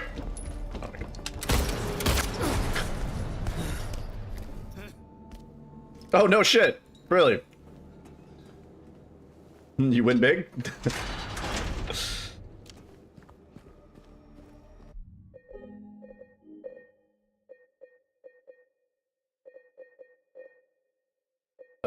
What am I... He spawned behind you? Yeah, if he spawns behind you, I think it means you're a little too far forward. I've debated, though, whether it's actually better to have him spawn behind. I've said maybe it's actually faster? I don't know. I'm not 100%. Spent money on yourself? Nice. Very nice. I will say, that was probably the nicest part of my vacation. I sort of had a appropriate budget put aside where I was like, we can get all the food and drinks and whatever that our little hearts desire. We got all sorts of little knickknacks and paddywhacks and snacks. Okay. We went to M&M World. It was actually one of the funniest things. We went to M&M World because on the 4th floor, this is a little pro tip, little Vegas inside information, right? If you happen to have Bank of America and you need an ATM, on the 4th floor of M&M World, tucked in the far right corner, is a Bank of America ATM. And so I took Alyssa on this wacky side quest. I was like, we're going to M&M World, and she didn't know why. And I was just like, there's a specific reason, but I'm not telling you why. And she assumed we were going to meet a giant M&M, I think. I think that was what you were saying. And then it's not until we get to the 4th floor that I'm like, look, look, babe. Oh, were we supposed to? Yeah, I think I'm fucking up. Fucking up the boat stage. Confirmed. Gaming. You were going for the in-water ending, so you were low health, and he spawned behind you and shot you execution style. Trust no one. Not even yourself.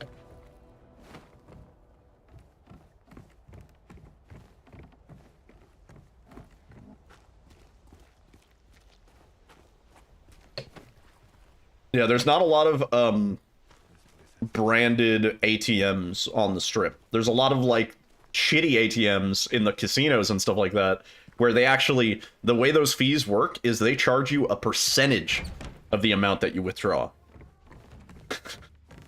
And then it's like the more you withdraw, the lower the percent. So let's say you're like on the casino floor and you're like, oh, I just want like 500 bucks, you know, a little bit of funny money. Sit at a blackjack table, 200 bucks, whatever. You're gonna be paying like $16 fee on like that 200 bucks or whatever. If you withdraw like 1,000 bucks, it'll go down a little bit, but it's like a crazy amount for what you're withdrawing. And I guess, you know, whatever. Some people, it's like you're in Vegas. But yeah, the thing is, Eddie hurts, dude. Eddie does a lot of damage. We cannot reload, by the way. We are in a bit of a sticky situation.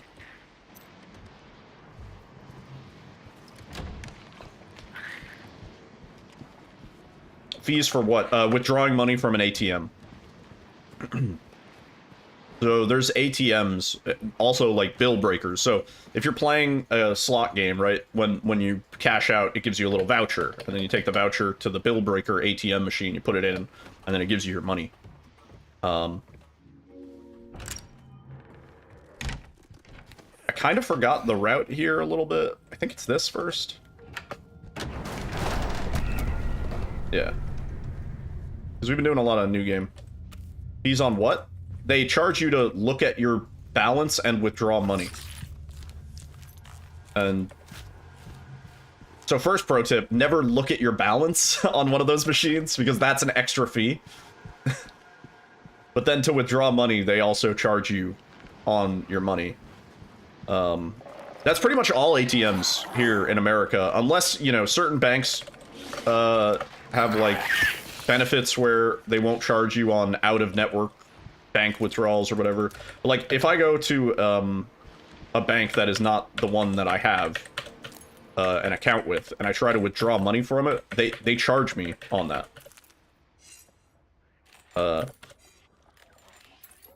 Oh, please. Yeah, I mean that's the way to live responsibly, Lordain, for sure.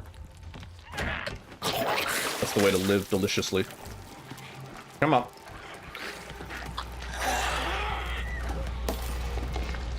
Cash money belt. Well, see, that's the thing. Like, I was going to SGDQ and then to Vegas. That's like 2 flights. Okay. Plus 2 separate areas where I'm going to have my wallet on me frequently. I'm like, I don't really want to be carrying around my Vegas money all that time, right? Like, I'm gonna wait until I get to Vegas to actually withdraw that money. Like, that seemed like a bit of a risk.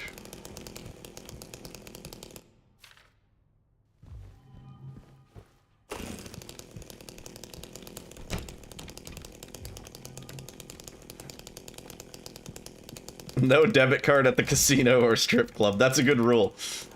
That's a good rule. Oh, please. You know what I saw a few of, and it's always kind of scary to see, is I saw... Come on, man. I saw a few people opening up what's called a... I think it's called a casino cash credit line. Where basically, you take out money on loan from the casino as if it were a credit card and say, I promise I will pay you back this money.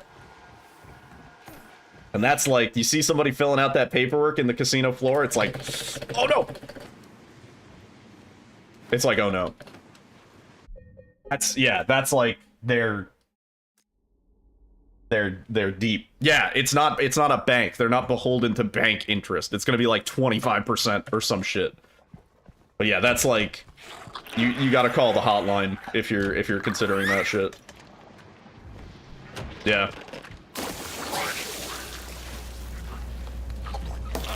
Yeah. You look at somebody filling out that paperwork and you can't help but feel like, oh my god, you're kind of signing your life away. Like, unless you're, you know, you're onto some shit and you're gonna pull this off, dude. Yeah, unless you can do movie level card counting. Yeah. Anyway, gamble responsibly is what I'm saying. Within your means.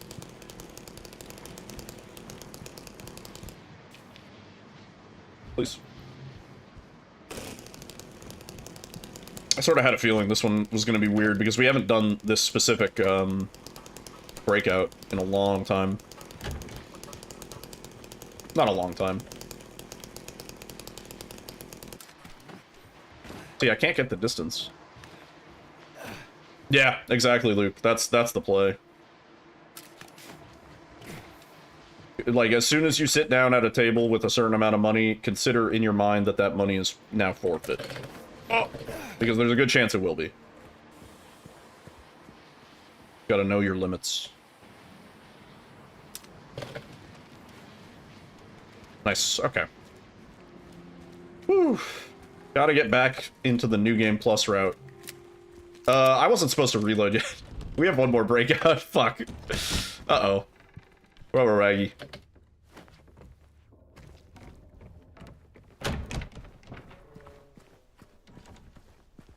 Maybe 5 out of 6 times. You know what the fucked up thing for me is? When I first turned 21, I went to Vegas. Oh. And I won. Like, a lot. No, not a lot. I won a decent amount. Not like life-changing money, but certainly enough that I was like, okay, I like this.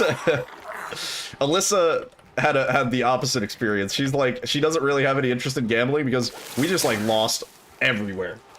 Pretty much everywhere we went, we were down. We had fun, but fuck if we didn't get owned.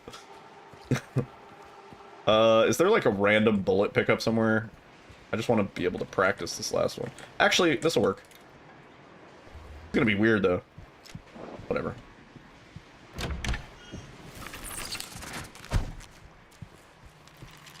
You've left in the green maybe 5 or 6 times. Oh, out of 30. I thought you meant 5 out of 6 times. Oh, there you go. Yeah, that's more accurate. See, but like, I always look at gambling as like sort of an adult arcade where, you know, you go to an arcade with a certain amount of money knowing that you're gonna spend time and get entertainment out of that money, and then you go home with less money. You know? Like, if you go into a casino experience like that, I feel like it's harder to be disappointed when you come out with no money.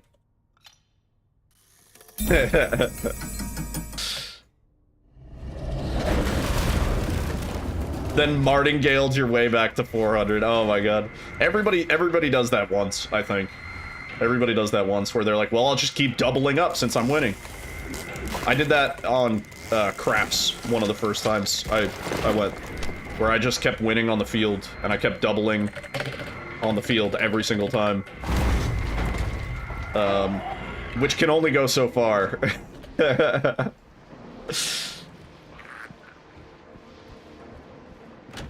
Yeah. Ultimate Texas Hold'em, like the machine one, you mean, right?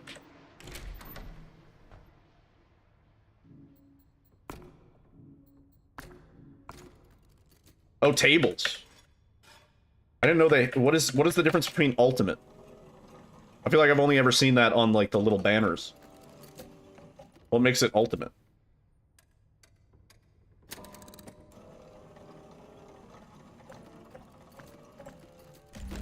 They kill you. Oh my god. That sounds great. High stakes. I did pretty good on video poker. I got a 4 of a kind and I got a straight flush, which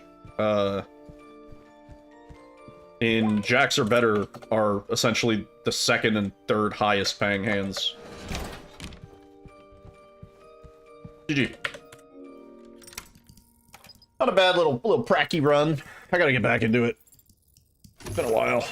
I'm rusty. Rusty Shackleford.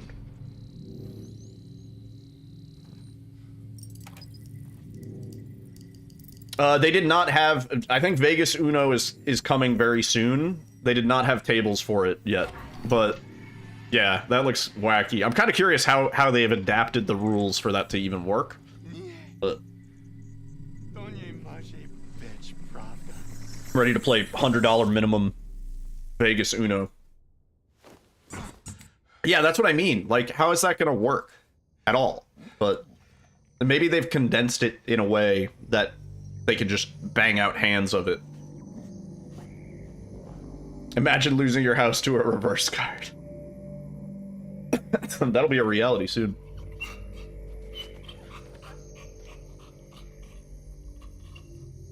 You're playing against the dealer's hand only. You have anti... Yeah, see, that's kind of what I figured, right? It's going to be one hand. You draw a card, they draw a card. And you have an option.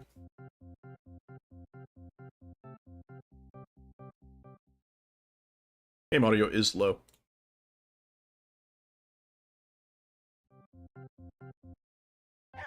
Anyway, GG.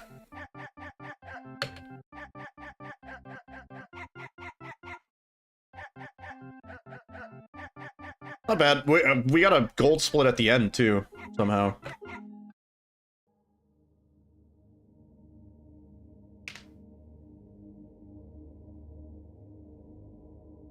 Oh, I see. Oh, actually, I've played that then. I've done that before. I've done that before. I remember it was like... I was confused, though, because it's like $15 minimum, and then they're like, you have to bet. And then it's like, oh, so now it's 30, I'm in $30.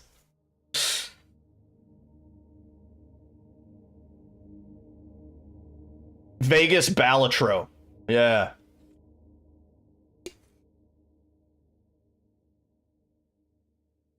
They have a lot of, like, gimmicky, blackjack tables. I did pretty good at blackjack, actually. I would say net positive on the blackjack tables, and then we lost it all elsewhere. Next time, just blackjack and video poker.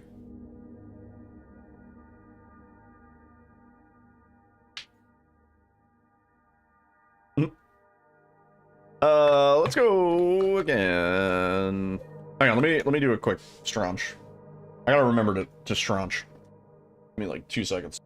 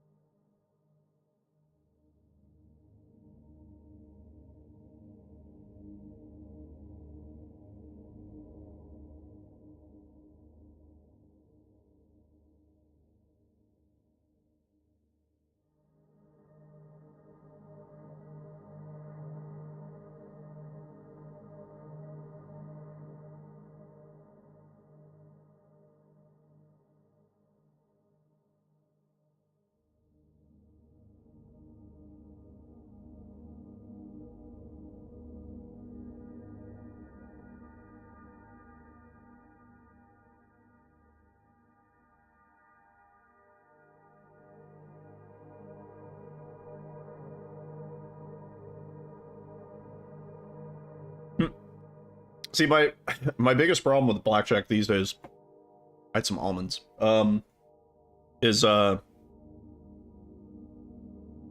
minimum bets at tables is really high, and they have all these gimmicky side bets, and some of them actually influence how the game is played.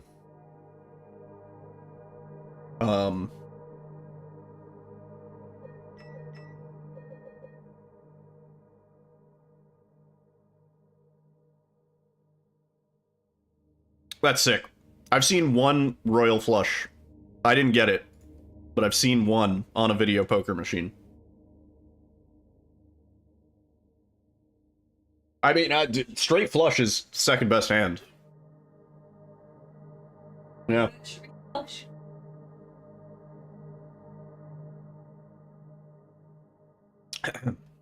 You saw a TikTok food influencer out in the wild today?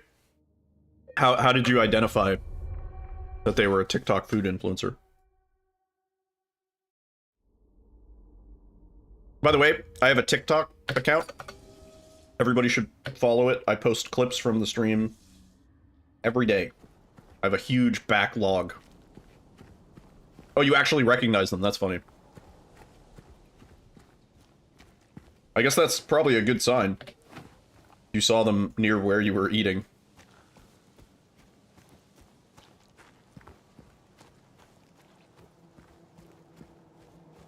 Damn.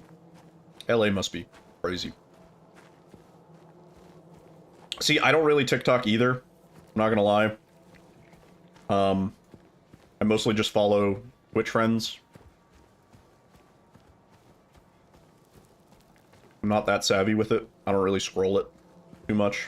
Although I think that does help with your own engagement, is if you frequently visit the topics that you post videos on.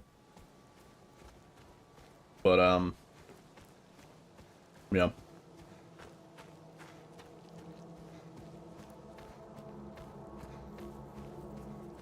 Oh my god, that's the worst. That's the worst, Luke. That's like playing blackjack and everybody's doing well at the table and then somebody at the table's like, I'm gonna sit this hand out. And then just the luck just instantly changes and it's like, why did you change any part of the chemistry? Like, keep everything the same, please. You're gonna add me on TikTok and then send me funny videos? That's fine. Oh.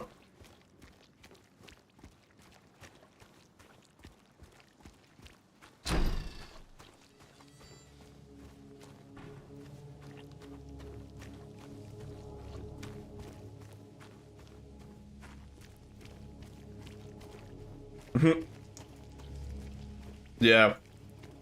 That sucks.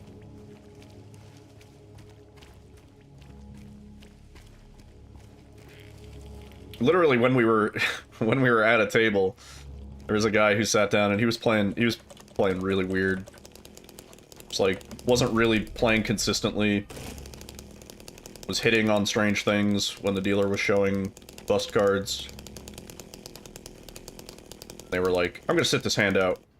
And then, like, the dealer pulled a blackjack. And that was about the time I was like, alright. Color me out. I'm done. I can't with this guy. Not that there's any influence any one person has. Do I hit a 16? Depends on what the dealer's showing. The dealer's showing, like, a face card? Yeah, I'll hit 16. The dealer's showing, like, a 3? No.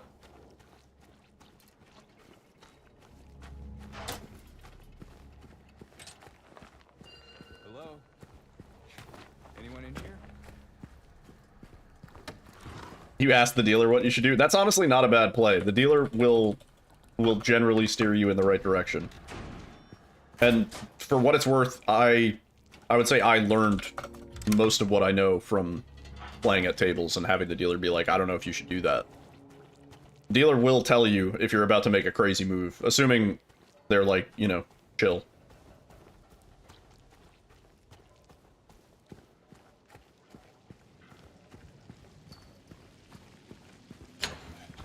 Yeah.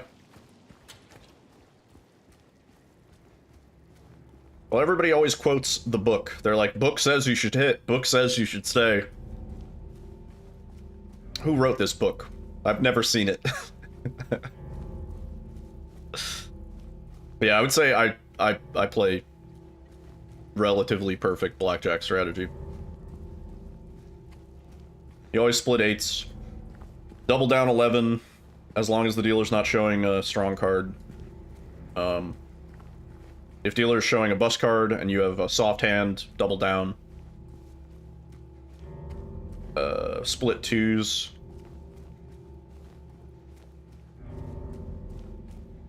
Used to bring the strategy card with you. Yeah, people will do that. They'll have the little card at the table. It's totally acceptable. No. Yeah, I'll never get angry or aggressive, but I'll leave the table if I see that happening. If somebody's like really just doing some crazy shit and it's sort of fucking up the flow. Especially, I will say, if you're new to blackjack and you're sitting at a table with other people, try and sit towards the right side. So you're the first one to get cards and the first one to make a decision. If you're the last person to make a decision before the dealer gets their cards, it does sort of feel like you have more influence over what happens at the table. You don't, right? It's 6 decks automatically shuffled. Like, even if you can count cards, it doesn't matter. There's almost no point. It's not really going to make that big of a difference. Going from slots to table games is kind of intimidating. If you're ever intimidated, just go when there's nobody else there. Just find a table that's empty. And be like, hey, I'm new. Can you help me? And dealer will be like, yeah. doubling on 9 and 10. Like, depends. It depends what the dealer's showing and what kind of 10 you have.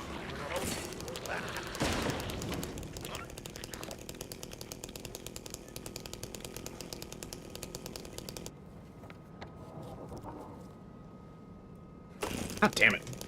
We weren't even aiming in the right direction. He's not gonna pull it out this time. Oh, we're going backwards. This should still work, maybe? No, we might be in the void. Yeah. Oh, in the dumpster!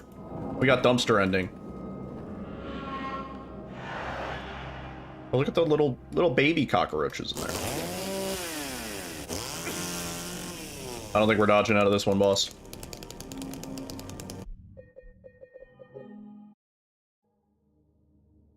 Trash ending. Well, there's a chart online. That's the strategy card. The strategy card basically has that. You can express every, like, possible combination what you should theoretically do in, like, a small square.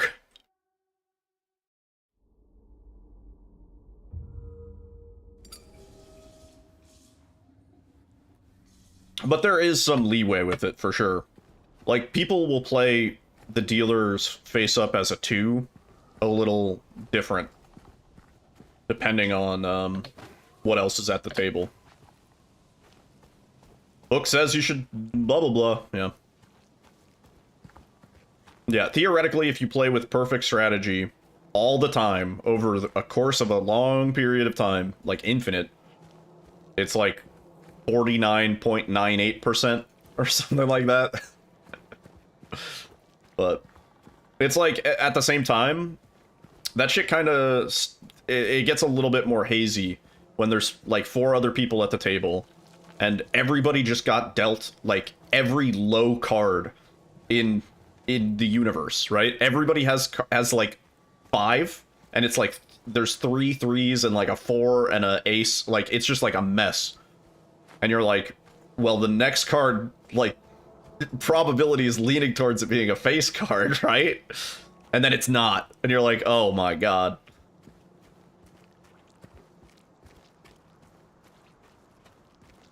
Yeah, well, I don't know if I necessarily would agree with that. I sat down, the best blackjack session I had, I think, I sat down with 200 and I left with 375? Or like 4 or something? Yeah. So theoretically, like, you know. And that was betting $15 hands.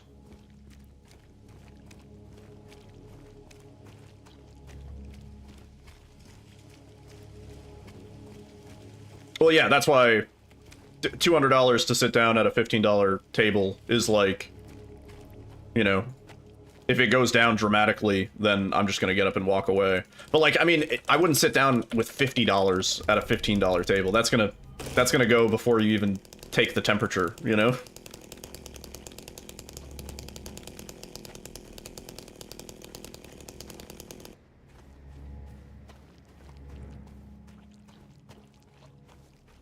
There are casinos that do, like, mostly during the day, they do like $10 tables and stuff like that. Park MGM specifically, they had $10 tables. They had $10 craps, which is honestly surprising.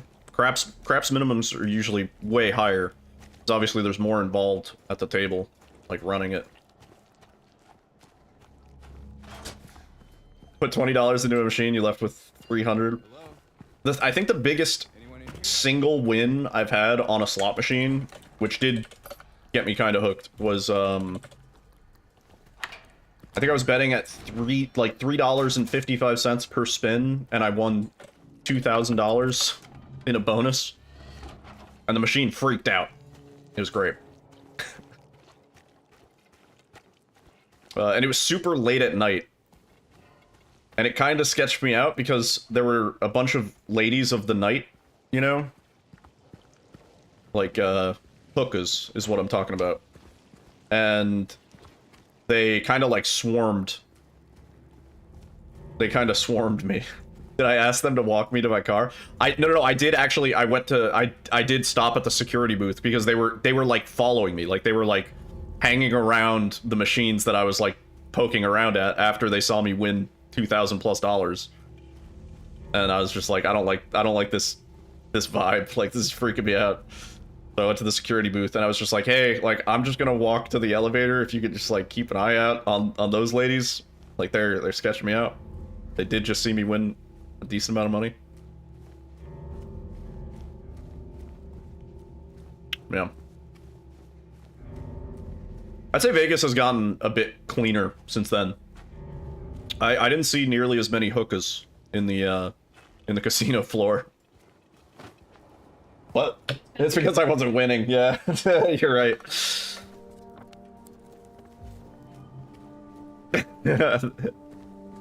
Yeah. They can get a bit pushy, for sure.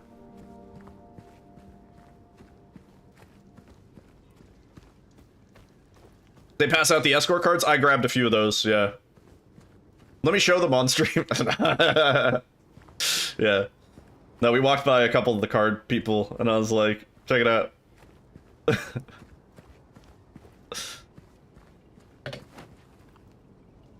They do, yeah.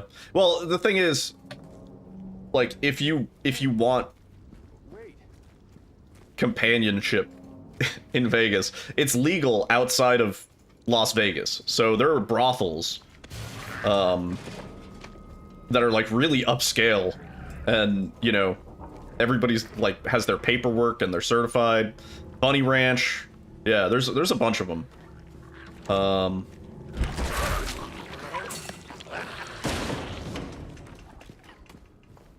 So like theoretically, if you want that, that's, you know, you don't go to the casino floor.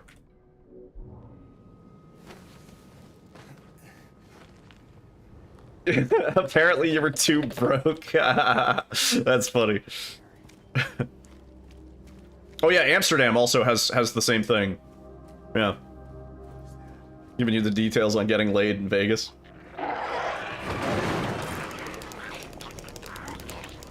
I've never seen a escort or a hookah. Personally. I know friends who have. I suppose no judgment, you know, just make sure it's safe and everything.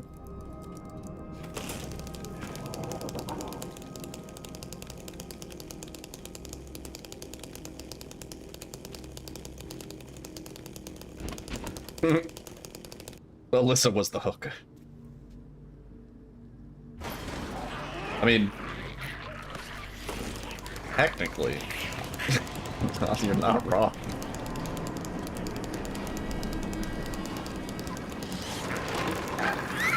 At least $1,000? Yeah, I would imagine. Did we eat prime rib? No, but I did eat a good amount of steak. Yeah.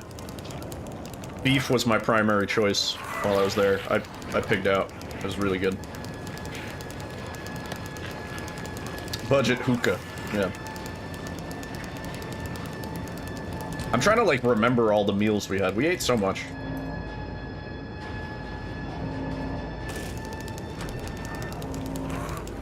We had something that had, like, beef that was really good.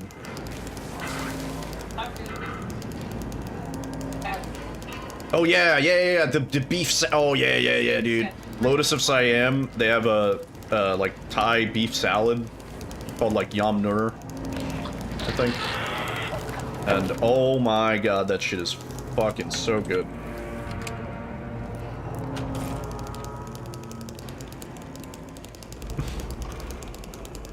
Damn. What am I gonna spend at the casino?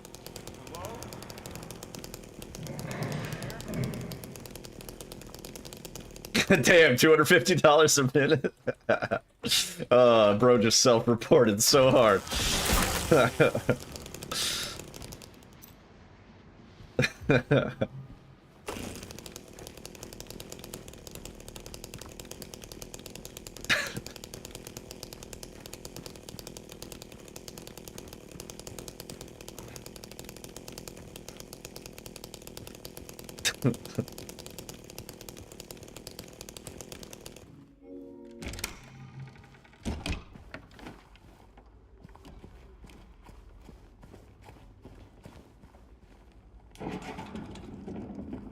Oh yeah, food in Minnesota was actually also good. We had beef bulgogi from a Korean restaurant that I enjoyed. Yeah, that was delicious.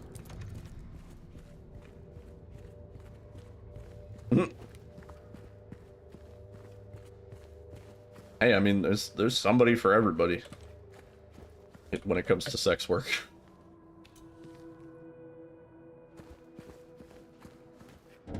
Oh, please. Good steakhouse and good cut in Vegas. What are you talking about per person? For a good one in central London, you're talking like $300 for 2 people, 3 courses and a few good drinks. Yeah, roughly. Roughly that. Yeah. Especially after tip.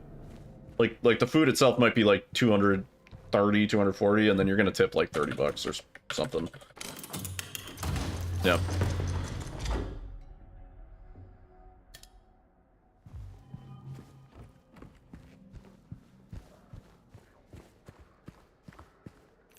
Yeah, there's plenty of food that is not like wallet breaking. But then there's like all these like chef sponsored restaurants, like Gordon Ramsay has a burger place, I think. I love it just says Gordon Ramsay burger. Yeah, it just says Gordon Ramsay burger. And what else? There's like the Iron Chef guy, right? Like Chef Morimoto. I don't know if that's his name. He has a place there. Like, if you go to that place, you're gonna be spending money out of your ass. It might not even be worth the money that you spend. Like, one of the restaurants we went to, they had a $170, like, lobster dish. And for a moment, I considered it. But it was a whole lobster. I was like, I can't sit here and solo a whole lobster. Like, maybe if I was here with, like, 3 or 4 other people. You want gold foil on your food? Yeah, there's lots of shit like that on the Vegas Strip. How good is Gordon Ramsay food, actually? I've never tried it. Oh, don't get stuck. Oh, no, I extra dodged. Okay. But yeah, I don't know if I can solo queue for a lobster. I don't do enough DPS. Deliciousness per second.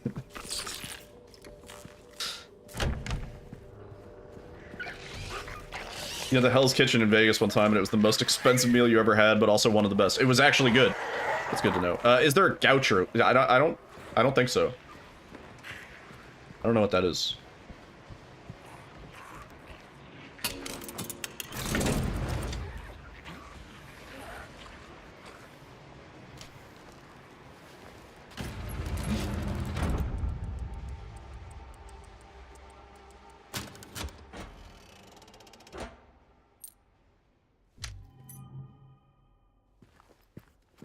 Oh, really? Yeah, no, I don't know if they're still open, but there used to be a Keen's Steakhouse in Vegas. But there's also, I think, a Morton's that is really good in Vegas. I can recommend, if Keen's is still open, go there. If they're closed, Morton's. Just as good. Same experience. Smith & Wollensky also. I think there is a Smith & Wollensky in Vegas, yeah. Also really good. I fucking love Smith & Wollensky. Nice white tablecloth. Big juicy steak.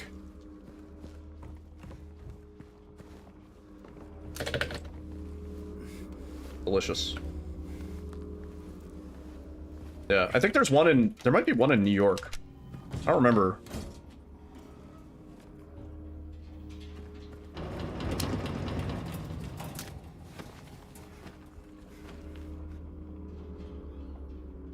You had a crave case from White Castle? Yeah, our fast food choices, we had Taco Bell one night at the Taco Bell Cantina, which was a bit of an overwhelming mess. Like, It was like it had like a bar and like a nightclub going on, and it was just fucking loud. And I was just like, I just want my Taco Bell and my drink. I want to go. And then we also went. There's a McDonald's right next door, which is the busiest McDonald's I've ever seen in my life, and it looks like hell to work there. Actually, looks like a fucking nightmare.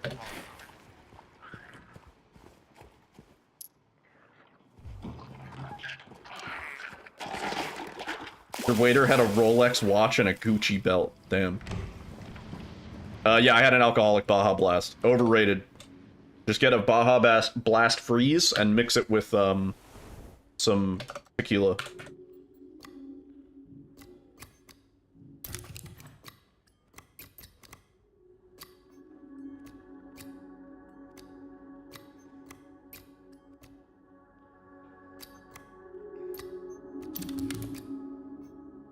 Dude, how did I forget this puzzle so hard? That's pathetic, man. I completely forgot this puzzle. So sad. Yeah, I had the alcoholic Baja Blast.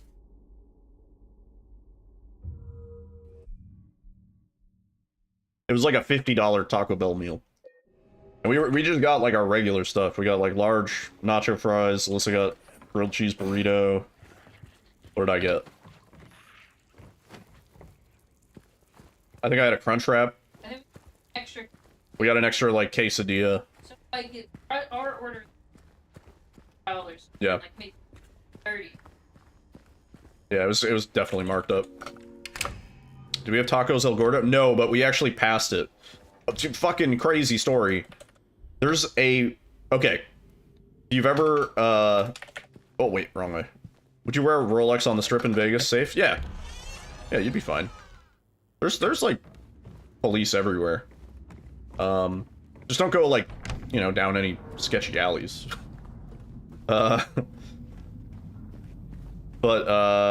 Okay, so if you... There's a really good discount liquor store that is off the strip. They have, like, 2 locations, maybe 3. And they're called Lee's Liquors. They have a very distinct sign. And I've been going there ever since I've been of legal age. Technically before, because I used to walk around there with my dad. But anyway, Lee's Liquors. Really, really recommend. And it's great to stock up the hotel room before your stay, just so you have some drinks for the room and stuff like that. There's a place that fucking stole the name on Google Maps. And so we got an Uber there. And it took us to this fucking Nowheresville liquor store, this like shitty little dinky liquor store, which coincidentally was near the Tacos El Gordo. Yo, eat these. Thank you very much. Anyway, I went in there and I was like, this isn't Lee's Liquors, and the lady was like, yes it is, and I was like, no the fuck it isn't. I was like, this is not Lee's Liquors.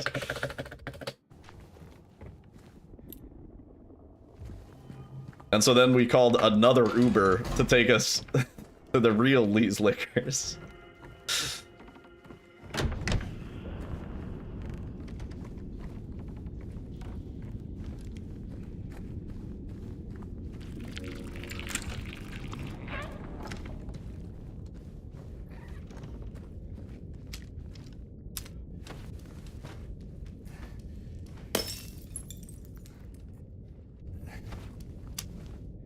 Yeah, overall, we had a really fun trip. Not a single meal was a miss. Everything was delicious.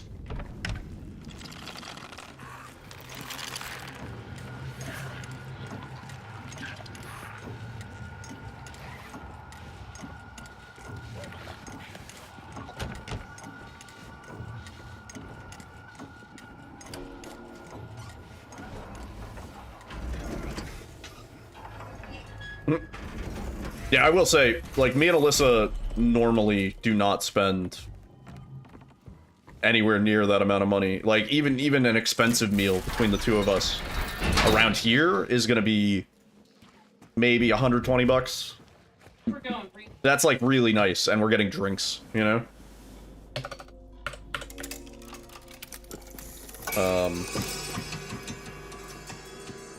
So like, on vacation, I was like, you know what? Fuck it. Like, I don't care. And also, like, what am I gonna do? Like, the prices in Vegas are what they are.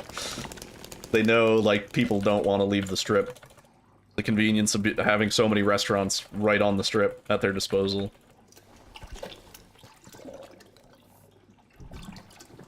Hasn't eaten out since COVID. I thought you saved real money, honestly.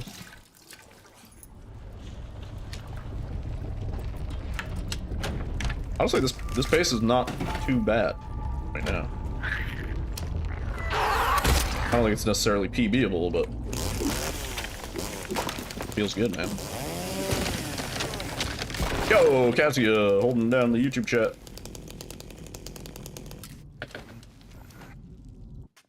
Oh.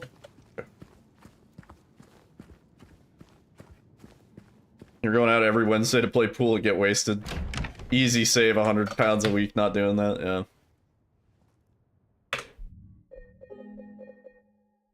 Yeah.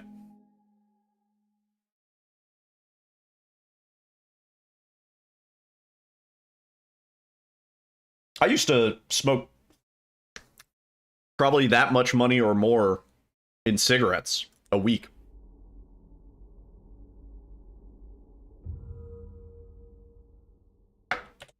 Crazy to think about. I still vape, but that is a far cheaper and less hazardous hobby. Yeah. Well, I just buy the juice separately. And it's really, really cheap. Need to quit smoking? Yeah. I can recommend it. I was up to 2 packs a day at my worst.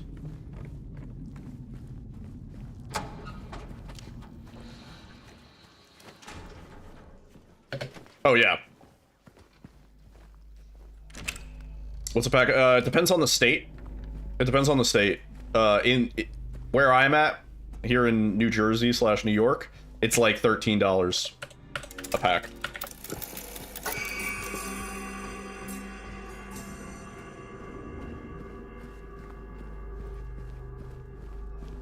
Yeah.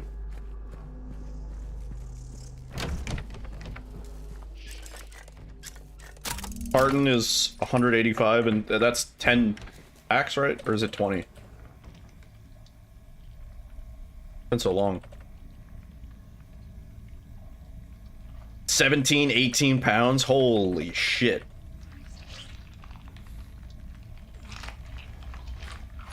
Yeah, Canada comparatively cheaper. Especially when you convert 185 Canada dollar dues is like 150 bucks US, maybe?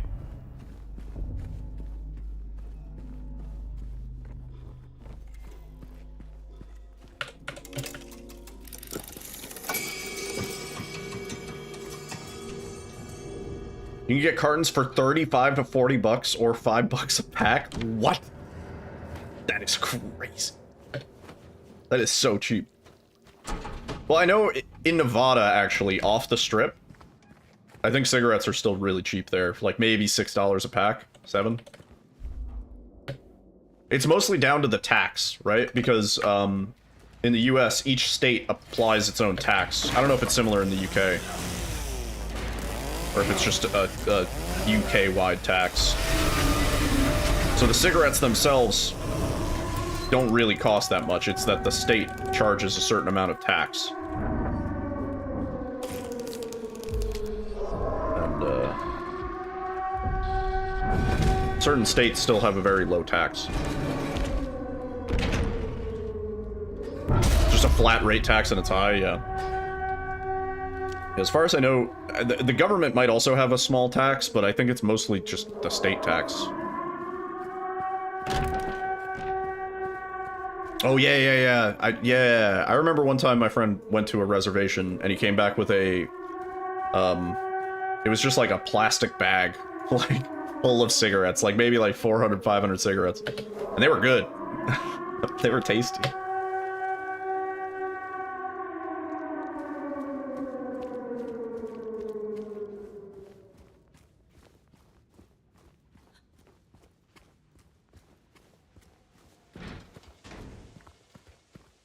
minimum price per unit of alcohol? That's kind of wild.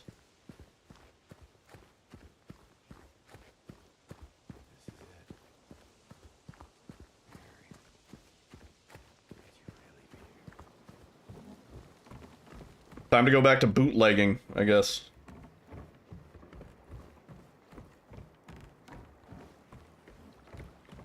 Hook up the moonshine.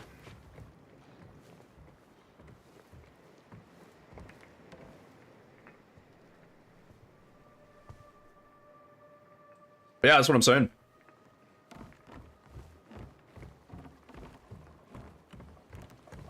I brewed beer in college. It was kind of a pain in the ass. I determined I'd rather just buy beer.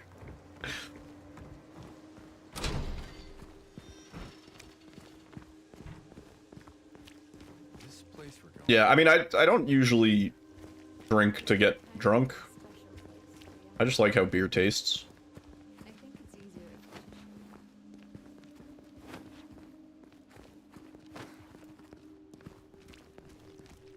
Do you have a sweet tooth? No sweet tooth.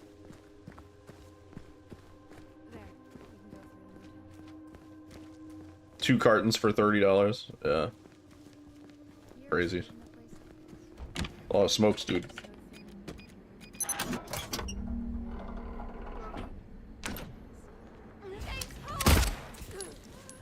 Young people now don't really smoke or drink. Is that true?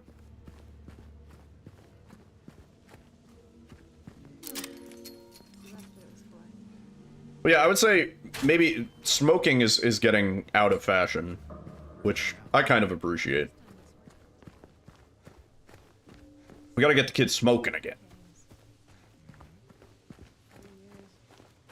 Yeah, kids are all vaping now. Like, the nicotine is still there. Yeah.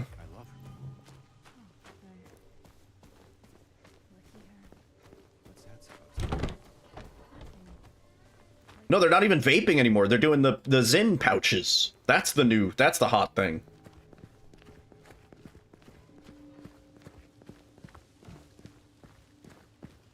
You'd rather smoke than huff cherry berry anal juice? Hey, my cherry berry anal juice is delicious, alright? I love it.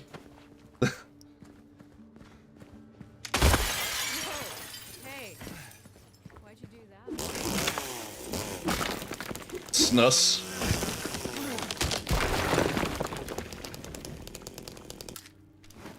Yeah. Oh no, I fucked up. Whatever. You know what? Fine.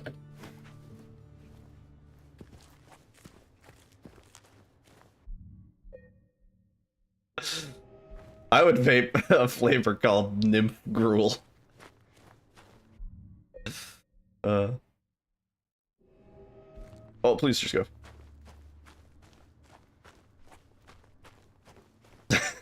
That's crazy work.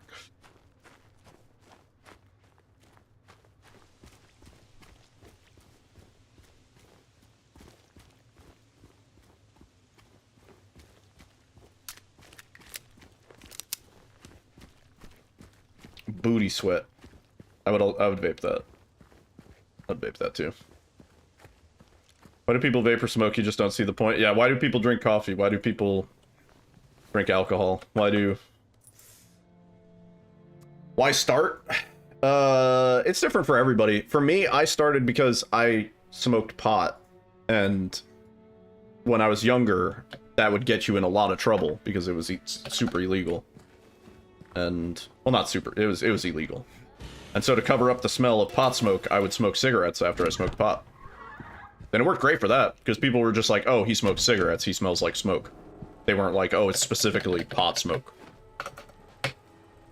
Also, I looked cool as hell when I smoked. I don't think there's any denying. Cigarettes do make you look cool, all right? Maybe it's a hot take, but man.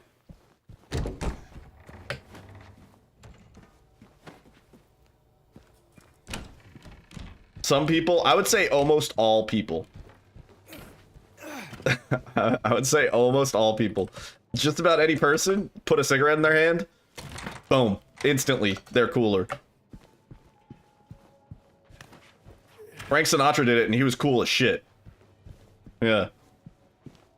Little newborn baby, put a cigarette in their mouth, boom. That's the coolest baby I ever seen in my life. Laura, stop! It's dangerous! I've been smoking for 24.5 years. Damn, that is a long time. That's not cool. You gotta cut that shit out.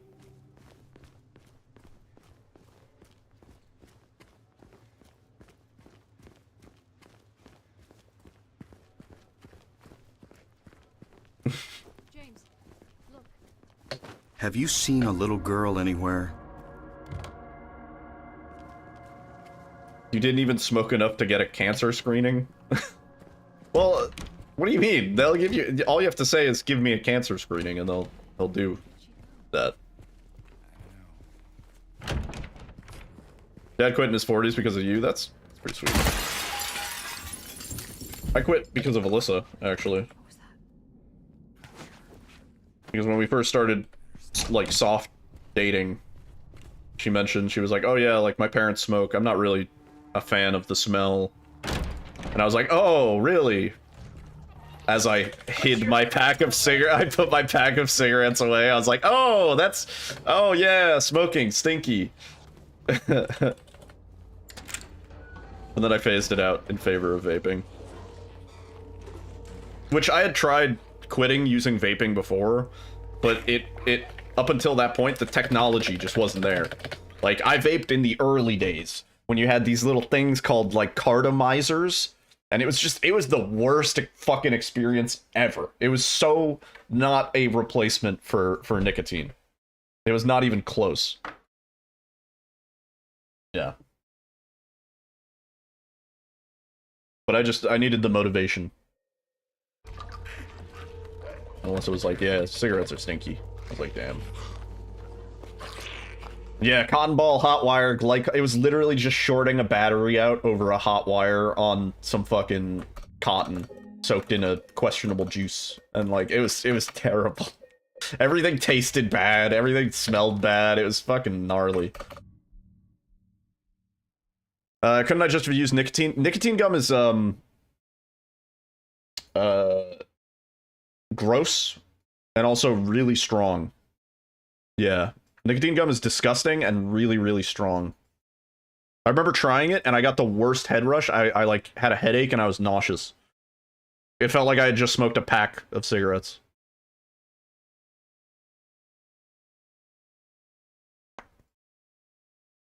Yeah, dude, the pens where everything was just always burnt flavor. Yeah, that shit was awful. I'm so glad the technology has advanced to a point where it's a, you know, enjoyable experience. Yeah, the gum fucked me up, dude. No, that's not the point. The point is to supplement the nicotine craving that you get. Fuck, everybody's gonna go out for a cigarette now. I'm sorry.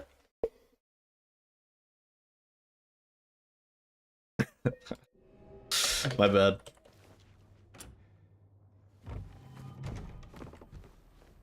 Spend your next 15 minutes with your head in the toilet bowl. Yeah, I bought a pack of Zins for the plane ride.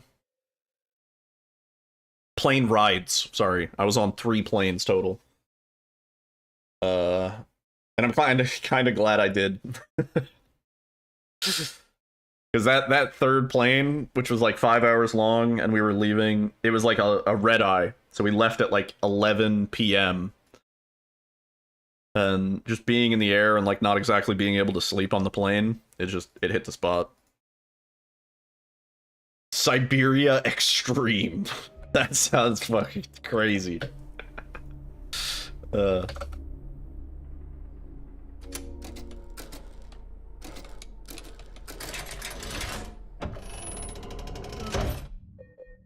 Juicy. What? That's good, Graves. Yeah, I mean, any amount of, like, even if it's just 1 cigarette that you can dodge per day or whatever, like, that does make a difference. 43 milligram per pouch? Oh my god, I think the Zins I have are, like, 3. Or maybe 6? Oh my god, dude.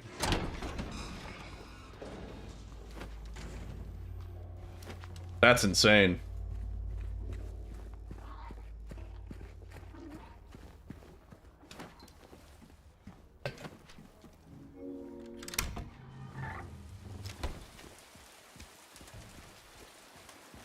Yeah, that's fucked up.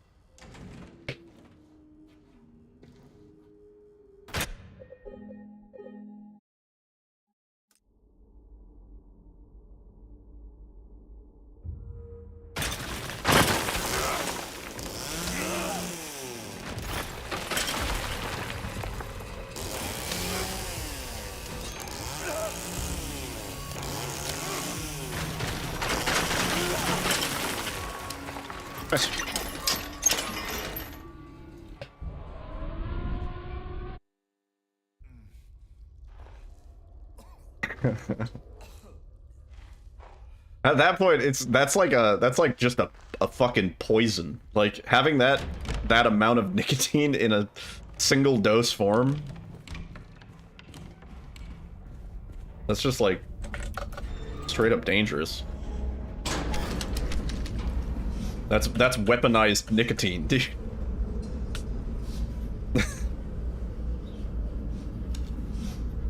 When I was at one of the dispensaries, I actually saw they had a micro dose, right? They had a macro dose. It was a single edible, and it was 100 milligrams of THC. And I was like, who the fuck is getting that?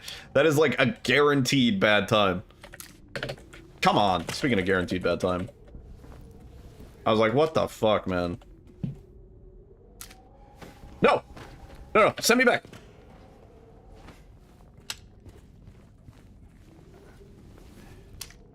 I gotta practice this one, I guess. There we go. Not hard.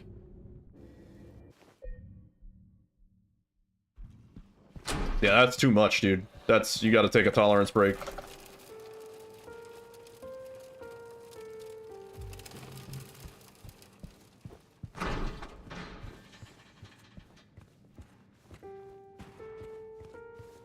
Your wife has a whole bag of 100 milligram each?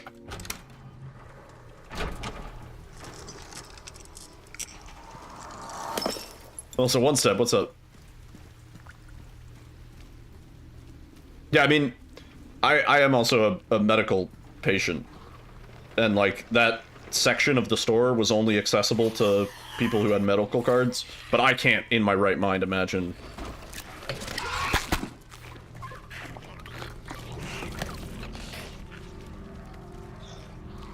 That shit would fuck me up, dude.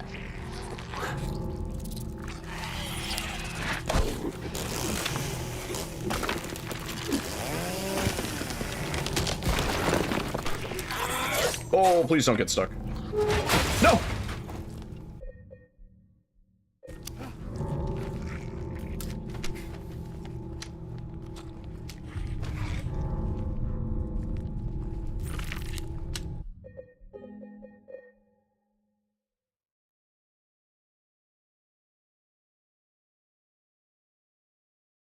All because I had to do one cheeky little...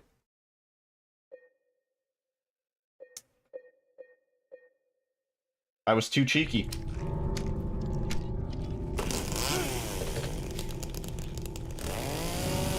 Nah, we're not getting out of this one. Oh. It's indica for sleeping? Like, how long do you sleep on a 100 milligram edible? I feel like I would sleep for like 18 hours.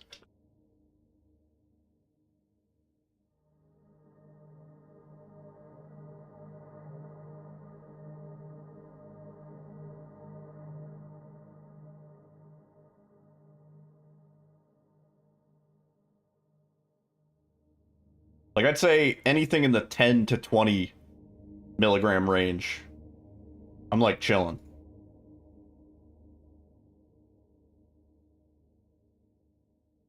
Yeah, it's 50, like, that's crazy.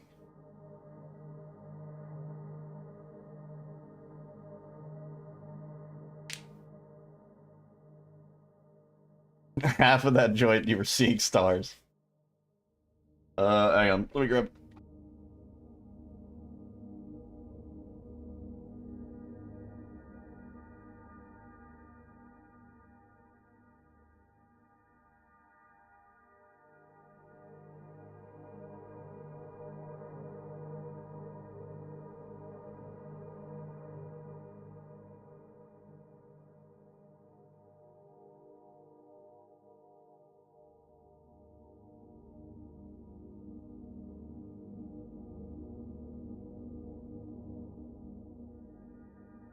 If you have to go into a coma to sleep.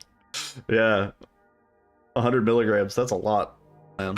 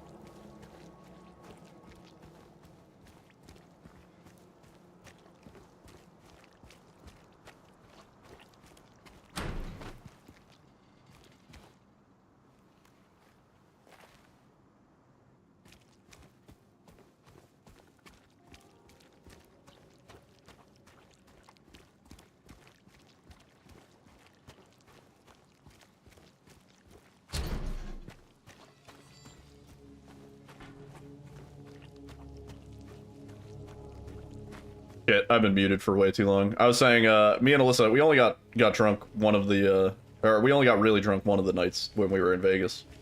And we were chilling at a bar, just playing video poker. Which, if you don't even really have to play that much, if you just put some money in the machine and press the button every now and then, the bartender will just bring you infinite drinks. And they'll give you a little receipt that'll have a price on it, and they'll put it in a little cup. And all that is there for is so you can tip the bartender. You don't have to, that means your drink is comped. And that is actually the most efficient way to get drunk in Vegas, if that's your goal.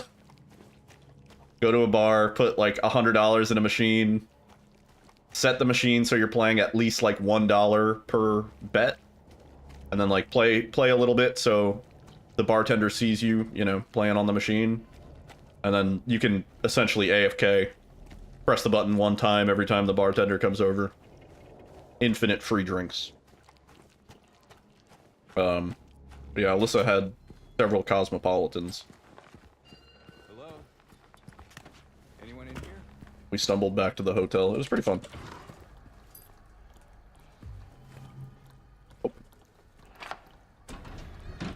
Yeah, that is one of my best pro tips. They'll also bring you drinks if you sit at like tables, or if you even at slot machines they'll bring you drinks, but they go on these big loops all around the casino, so it'll take forever for you to get your drink. If you want to actually drink, you have to sit at a bar. You'd attend random weddings with open bars. Well, it's funny because you'll see people come up to the bars in casinos. They'll come up to the bar and they'll just like, they won't sit down to play a game. They'll just order a drink. And then the bartender's like, all right, that'll be $16 or whatever. And they're like, what? I just got like a beer. And they're like, yeah, it's $16 on the casino floor. But if you sit and you play games, I easily drank over $100 worth of beer. And Alyssa's Cosmopolitans probably were like $25 a piece. So, you know, by sitting there and playing video poker, which actually we walked away with money from. Like, even if we had lost our money in video poker, it wouldn't have been the amount that that we would have paid on drinks.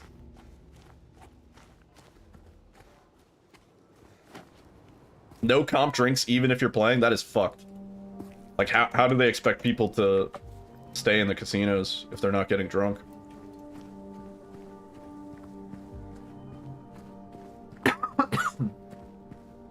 Sorry.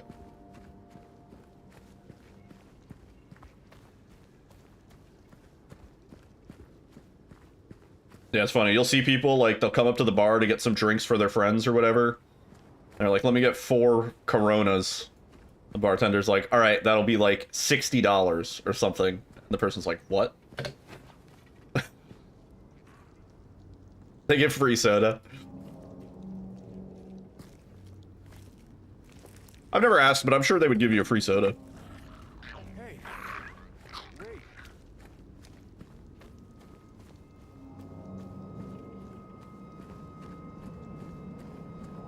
So you know what you do? You bring your own alcohol. Just ask them for the mixers. Bring your own rum. Be like, another round of Cokes for the table. Oh, James.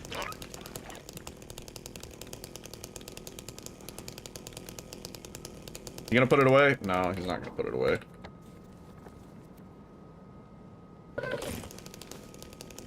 Yeah, just bring a bunch of the little nips.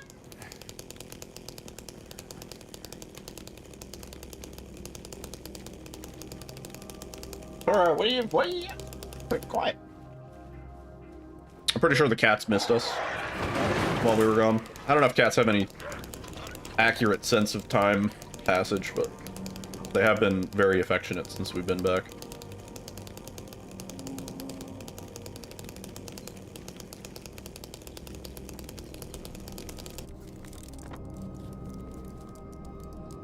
Oh, James. Really just being mean with everything right now.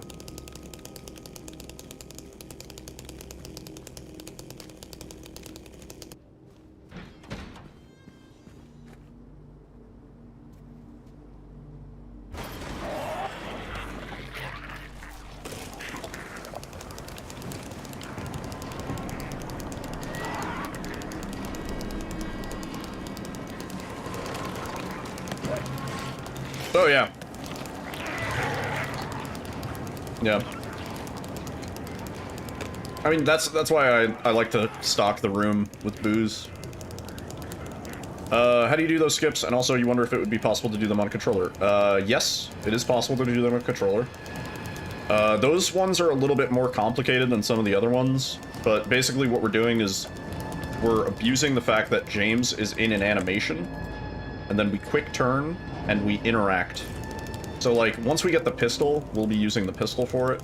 But since we don't have the pistol, we use the animation of James pulling out the chainsaw. So, like, that, like, half second to 1 second where James is pulling the chainsaw out and you see his shoulders move. If you quick turn and you interact at the same time as that happening, you enter the breakout state. And then once in the breakout state, you can dodge in whatever direction you want to go in. And it's totally possible to do them on controller. I'm pretty sure the time for console currently is like sub-hour. I think rather recently.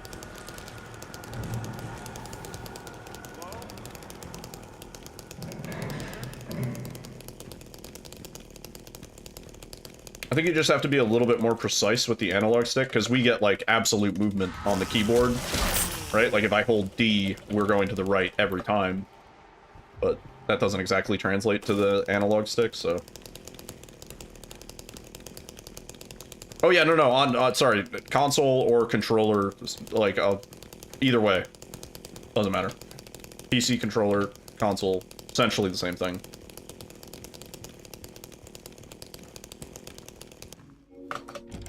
Yeah.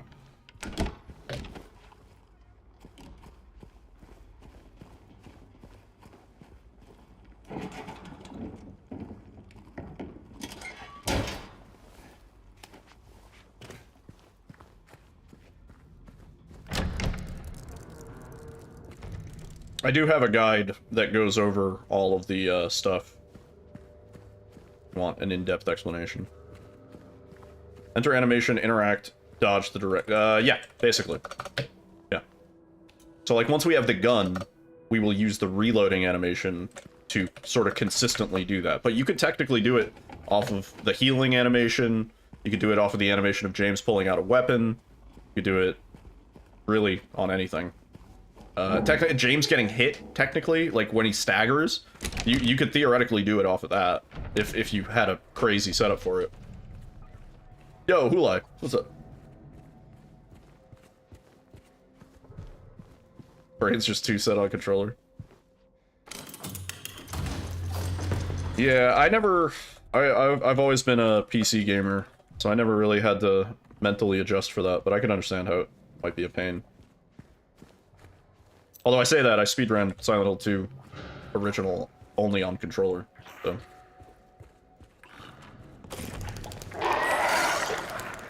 Yes, exactly. Yeah, so the reason I opened the map is because it didn't really work the way I wanted it to, but in theory, that should make James put away and then pull back out the chainsaw, so that we could use the animation of James pulling out the chainsaw to force it. And then, like, for that second one, theoretically, if we picked up the healing item, then we could use the animation, as long as we took damage, then we could use the animation of James going to heal himself to trigger the breakout. Yeah, I mean, I played on NES, Super Nintendo, N64, Xbox, PlayStation 2, Xbox 360, Wii... Switch. I don't know. I think I've just gotten used to both. I've also never had a problem switching between Nintendo-style controllers and, like, Microsoft-style. Or, PlayStation-style, really. Never really bothered me.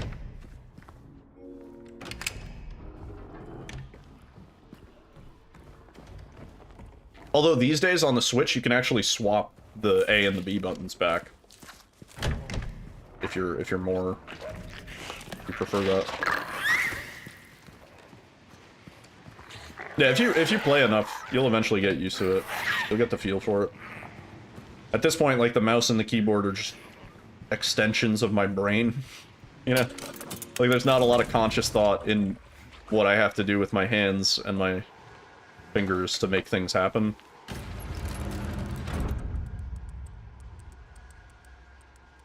I would say in my brain, there's just not a lot of conscious thought in general. Yeah.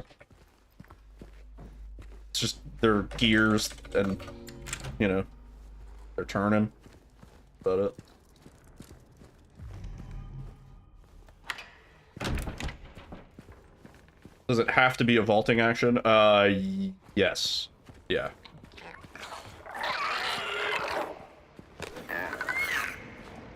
But yeah, first-person shooter games, I would always prefer mouse and keyboard, for sure. I don't know, Alyssa is very good at, aiming and stuff on controller. I'm nowhere near that level. It's just, that's not as intuitive for me.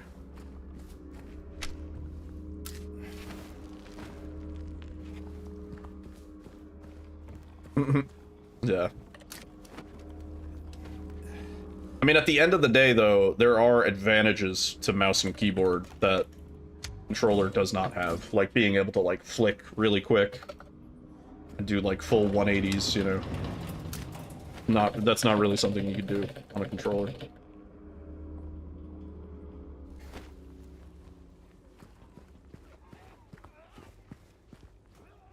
Hey, babe. That was Sharkly.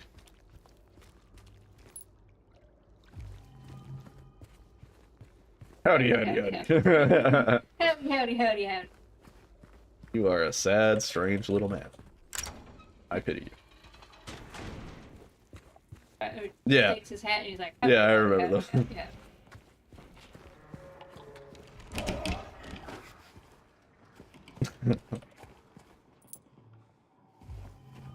Yeah, any sort of platformer, I definitely prefer controller. Meat Boy, Celeste.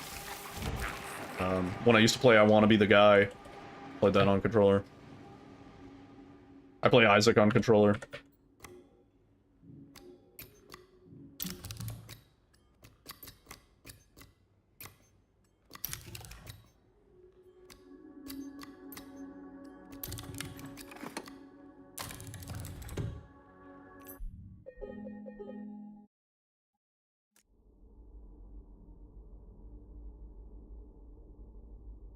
I think most serious console FPS gamers turn off any sort of aim assist. I think that's more of a detriment than a benefit.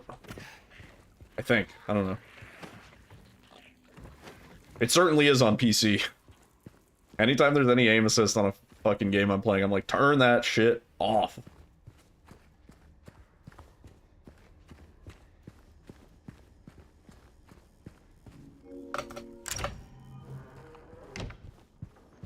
Play Elden Ring on mouse and keyboard? Yeah, I play Elden Ring on controller.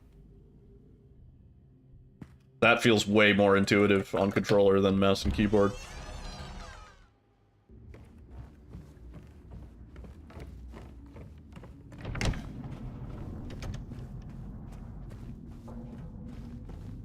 Yeah.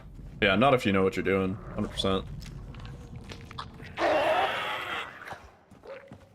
I hate mouse acceleration also.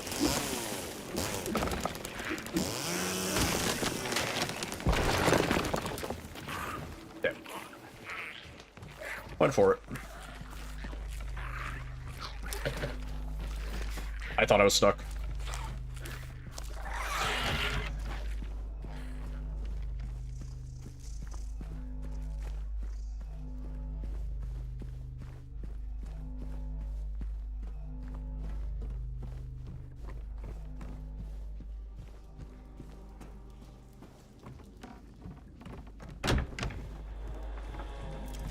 Yeah, I want to do the backseat Elden Ring playthrough, where I play Elden Ring on stream and everybody just tells me how to get the most broken shit.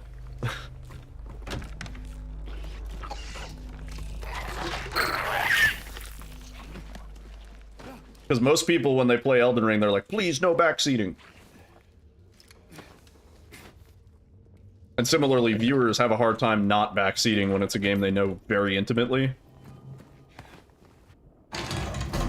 So I'd be like, fine, get it out here and not on another streamer. Star fists.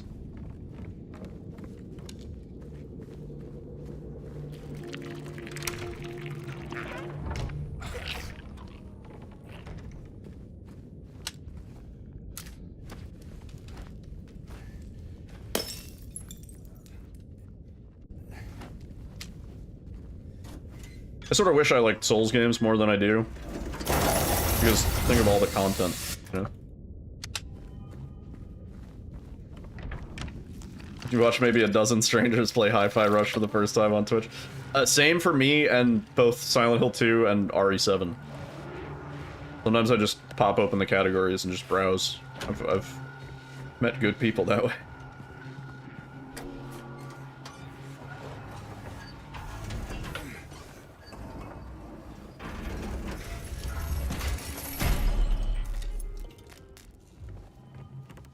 Bro, we are green on a practice run? Pretty rough start, too. Like...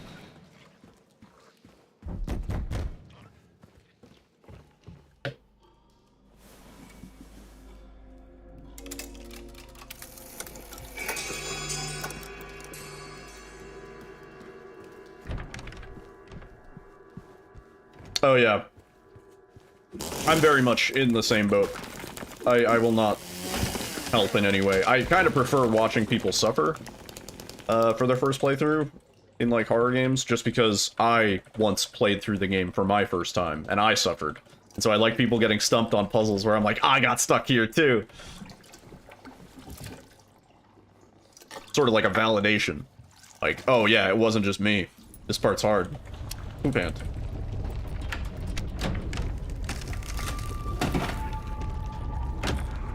Oh, that's fair. When I play games when I'm sick, I have a hard time going back to them. Because I was sick when I played it, and I associate the game with the feeling of being sick. That's why I still haven't gone back and beaten Doom the Dark Ages. Because I had a really fucking bad cold. Both me and Alyssa did. During the week that came out. And I was just, like, in such a bad physical state that when I try to boot that game up, I'm like, I just can't. Never beat it. I was really enjoying it. But I was just, like, sick and dying.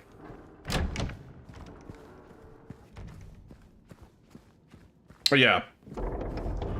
Yeah, no, I've watched people doing their casual playthrough of Silent Hill 2 OG. And there are a few very non-linear, non-explanatory parts. Where it's like, at a certain point, they'll be like, I have no idea where to go, and I'll be like, you maybe missed something. Like, oh.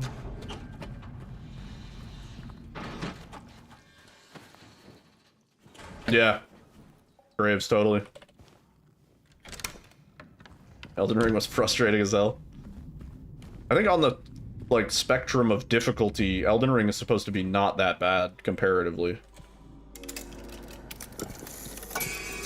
I played through Dark Souls 3 up until I got to Pontiff Sullivan, and that guy drove me up a fucking wall, and I quit. Never booted it back up.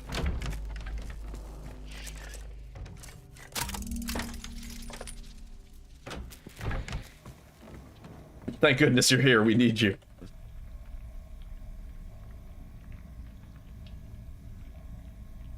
Tried Dark Souls 3 and then you can't, yeah.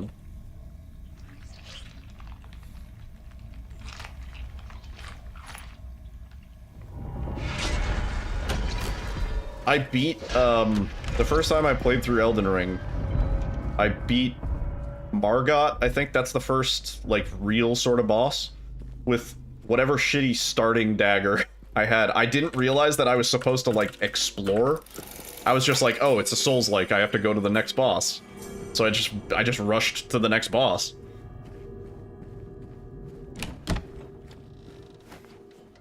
And, yeah. And then somebody was like, dude, you're supposed to, like, find stuff before you do that. Like, what?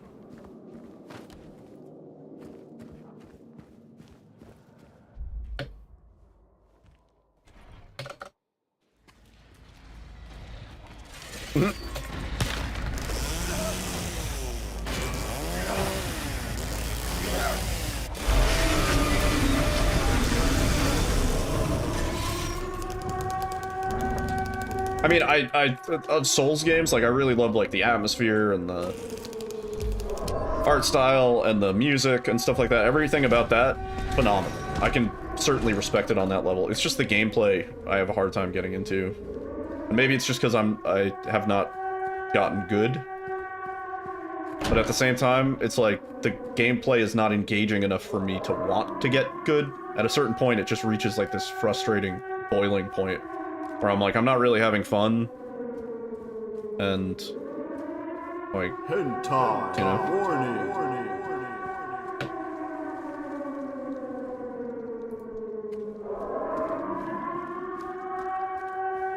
Oh yeah, another Crab's Treasure is a Souls-like I could get down with. Yeah, that one looks kind of fun. I've heard Liza P is also really good, and I mean, it looks really good, aesthetically and everything.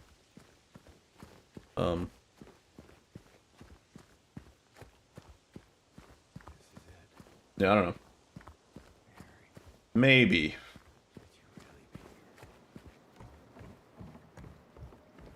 Made it to the third boss. Nice.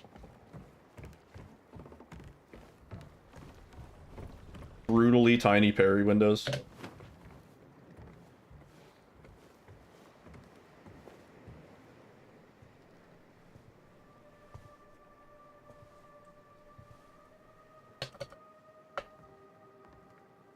Bloodborne. I mean, people are always like, oh, if you don't like Souls-likes, you'll still like Bloodborne. But it's like, Bloodborne is kind of annoyingly inaccessible.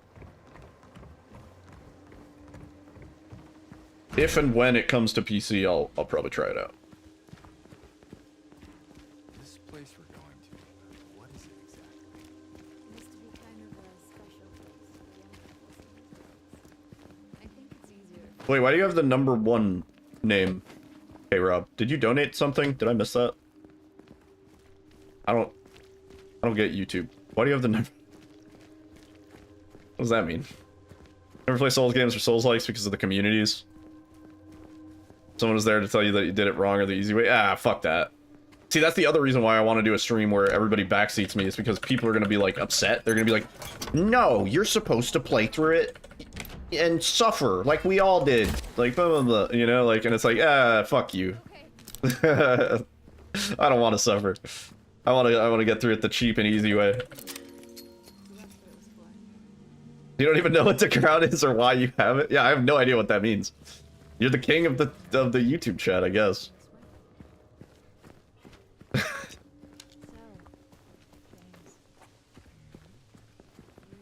King of the castle, king of the castle. I have a chair. Lords of the Fallen's pretty good. Yeah, it was kind of okay. They did give me a free key. I did play it on stream for a while. It is also kind of janky. You've commented the most. Oh, that's new. Huh. I feel like there's not a lot of competition for that in the YouTube chat.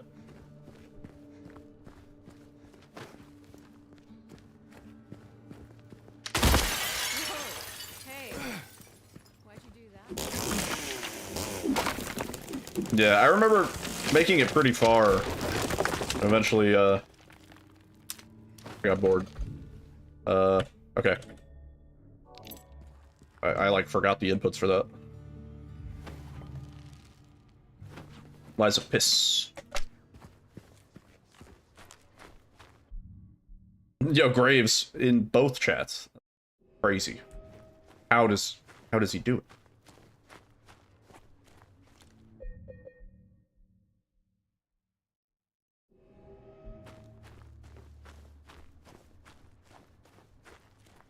Wizard alert. Cool emote.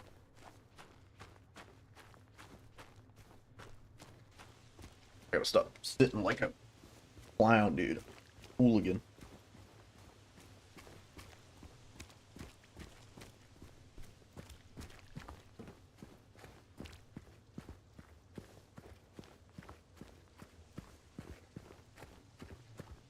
I think we lost a couple seconds on the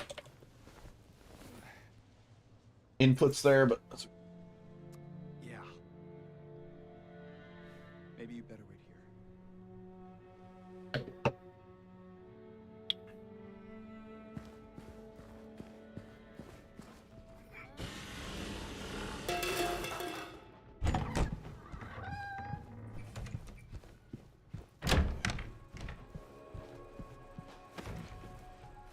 Not bad. That means we actually have time to save there. That was not that bad.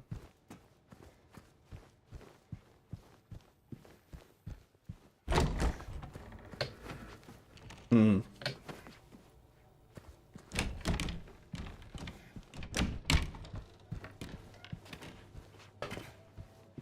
Nice.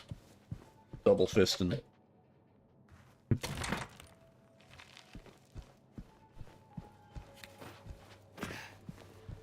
Hmm.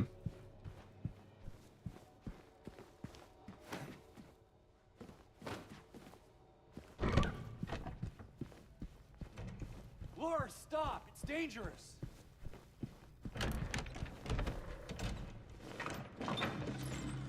Maria?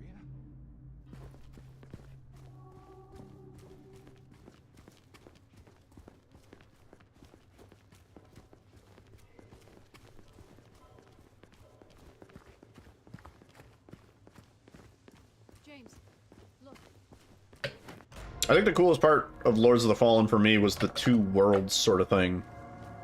And it was like you could gamble it in the spooky spirit world. And spend a lot of time there getting resources and shit. But like it gets increasingly difficult as you do.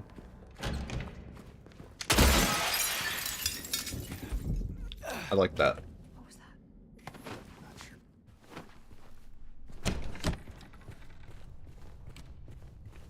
Oh, now you have the number 2.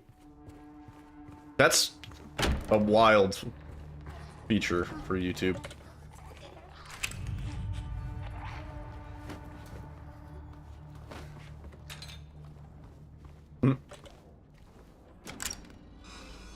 Parrying in, what was it, Ghostwire Tokyo, I always thought was super free. And that had a huge parry window. It looked impressive, though. Whenever I would run Tatari, I'd be like, oh, that's a perfect parry, nice. I'd hype it up.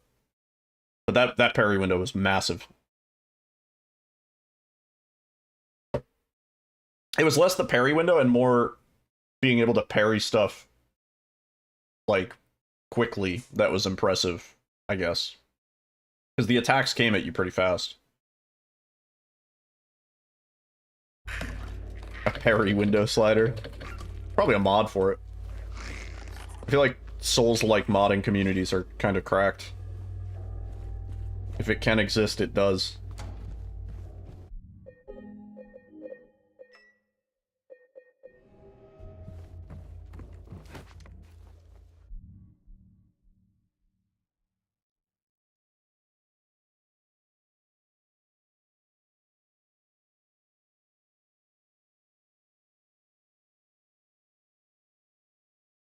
Oh yeah, Dark Ages has it.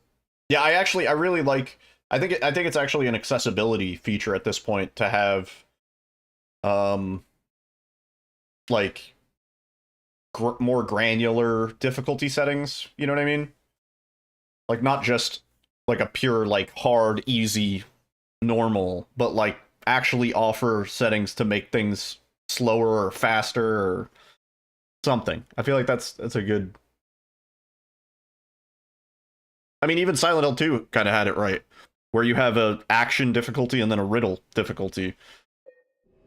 So it's like, if you're less interested in the combat and more interested in just the creepy atmosphere and the story and puzzle solving and stuff like that, you can have that experience.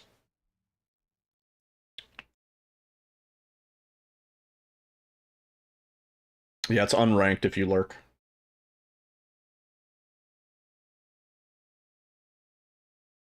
But yeah, that is nice. Oh, that was a negative? I think it should have been a separate mode. What do you mean, like, editing all the difficulty settings? I think being able to edit that on the fly is kind of what makes it so great. Because you could be halfway through the game and be like, this is suddenly too hard for me. Or you could be like, I'm kicking ass too much. This is too easy. Let's make things a little bit harder. I know plenty of people that tuned the gameplay speed up because they were like, it starts to feel too slow when you've gotten used to all the mechanics. Like I know Death Trips was playing at what, like 120% gameplay speed.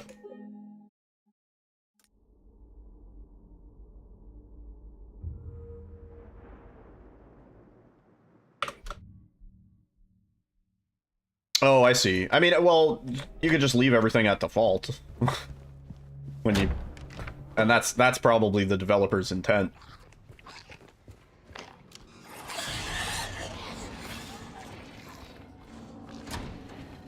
If it was a separate mode, I don't think a lot of people would have tried it for the first time because they would have been like, that's intimidating, you know? Like from a game, like personally, I wouldn't have. If it was a custom difficulty mode, I don't think I would have been bold enough to try it. Subsequently, I still haven't finished the game, so take for that what you will. That's isn't it? You okay? You alright?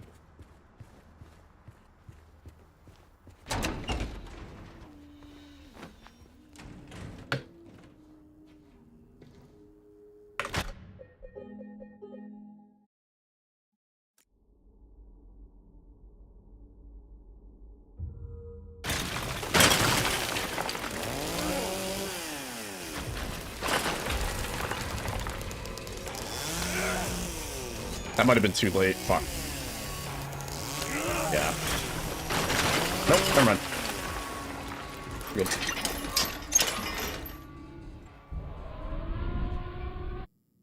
Only game you've even come close to speedrunning is RE8. Yeah. I liked RE8 a lot, casually, and the run initially was good, but the experience with that speedrunning community kind of soured me off of it. If you look at my speedrun profile, there's a run for RE Village on my profile from, like, somewhere in the first month or two that the game came out, and that is technically not my fastest time. I had a faster time because, there is on-screen YouTube chat. Right here. You should see it.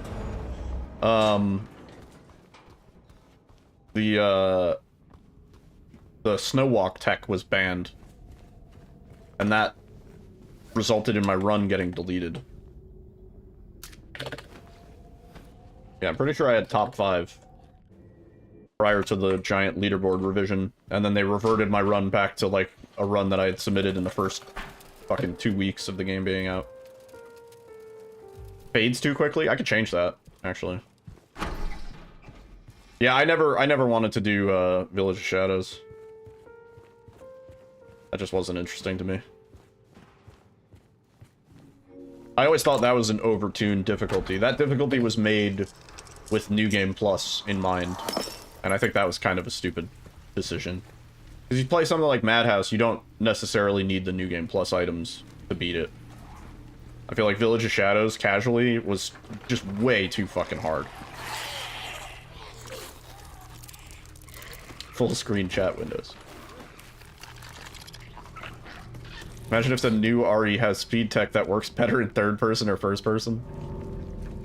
It's possible. Although, for Village, with the first person, third person switch, everything that works, everything works the same. Either way. I don't know. Might be easier to line stuff up in first person, though.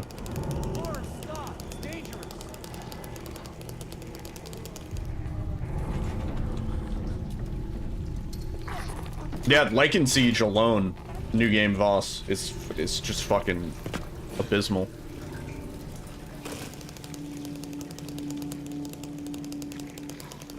Yeah, we did do a casual playthrough in Voss, and eventually got through it, I remember. I don't think I even have that highlighted, but it was a fucking nightmare. It sucked.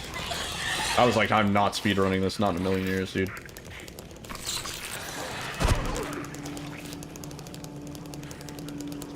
Yeah, oh yeah, dude. Well, I still get that shit on on RE7 sometimes. Yeah, people complain, why am I playing on easy on RE, why not Madhouse? And I say, because this is the fastest category. Do you want to see a speedrun that's fast, or a speedrun where I die over and over and over again? Yeah. I hate this, like, you have to be playing in hard difficulty mentality. I don't like it. Because the faster category is always the easier difficulty. And at the end of the day, if a speedrun is about beating a game as fast as possible, wouldn't you always favor the faster difficulty?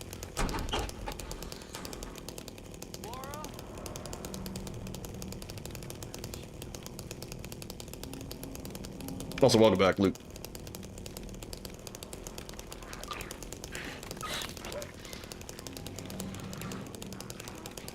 Well, and like, the reality of it is, like, majority of speedrun watchers aren't necessarily speedrun runners, so they don't know, you know? They don't really understand what it's like grinding something, even in an easy difficulty, like, you know, 1,000 fucking times.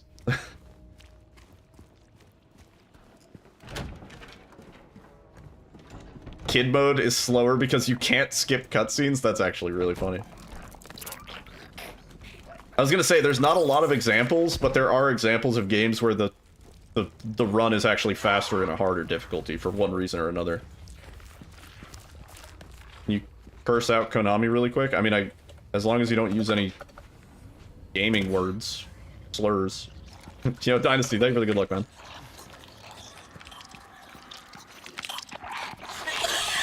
checked out of watching RE8 because it got disruptive. Yeah, yeah. No, I know what you mean. I was certainly in that boat myself.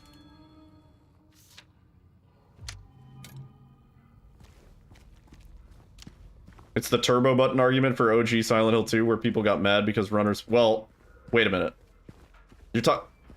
Wait. You're talking about me, right?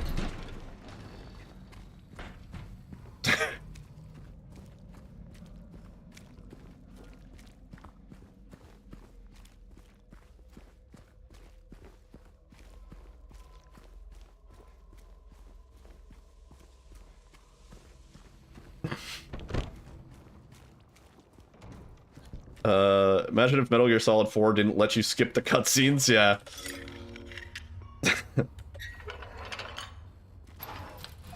I mean, that is maybe the one thing Village has over 7. Skippable cutscenes.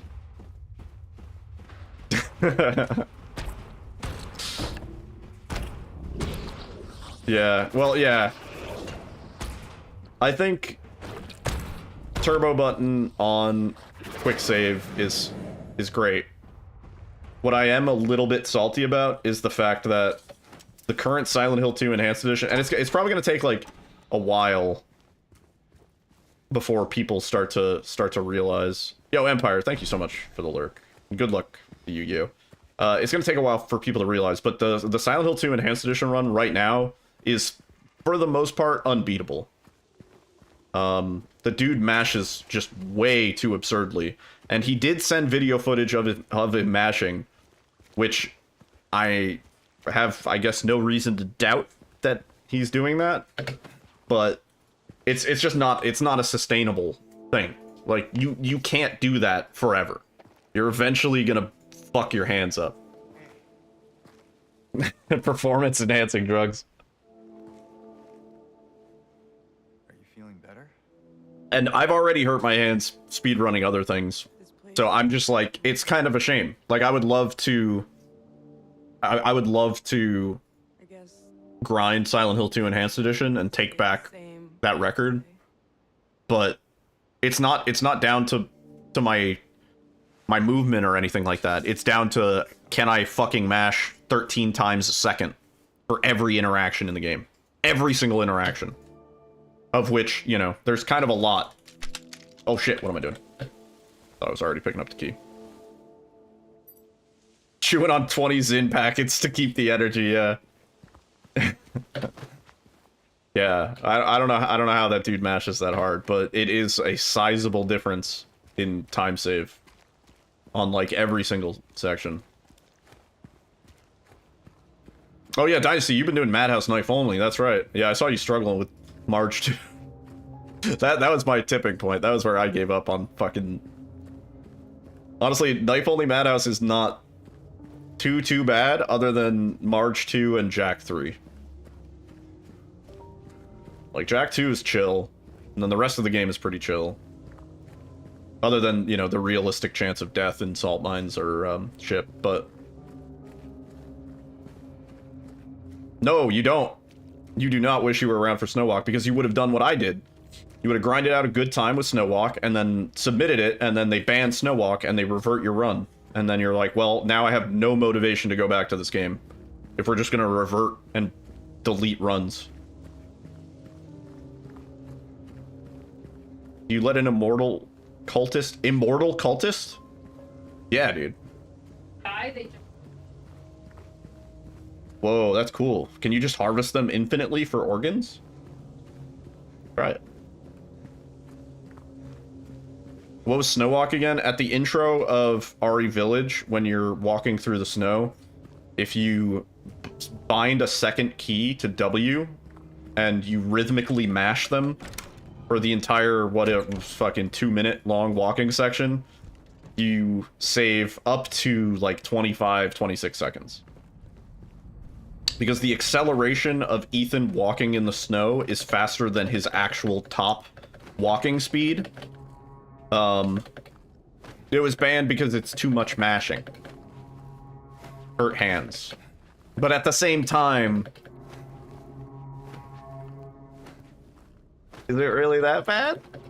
Is it really that bad? Do we not subject ourselves to far worse? Yeah, crouch dodging for RE4 Remake? Yeah, dude, crouch dodging for RE4 Remake is awful. It's so bad.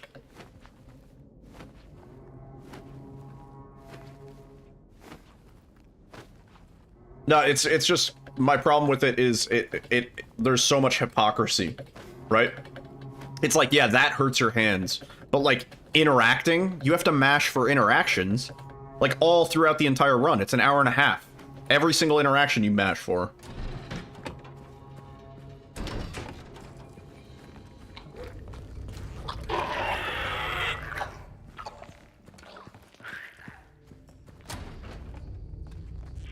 You have a trick that requires mashing L1, R1 on one hand, and mashing D-pad with the other hand. Yeah, I don't know if I could do that.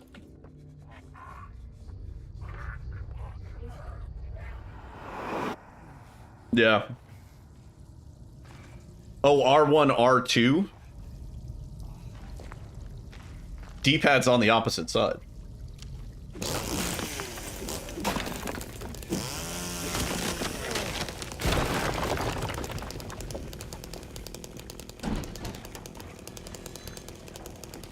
When do we ban this new spoiler tech discussion? Yeah.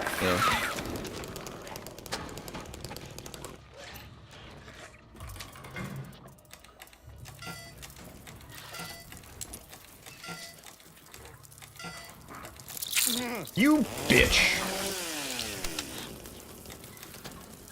No, 329. It's literally the last combo. That's so cursed, man. We had it first try. We had it first try on the practice run, and now we're actually on a pace. Oh.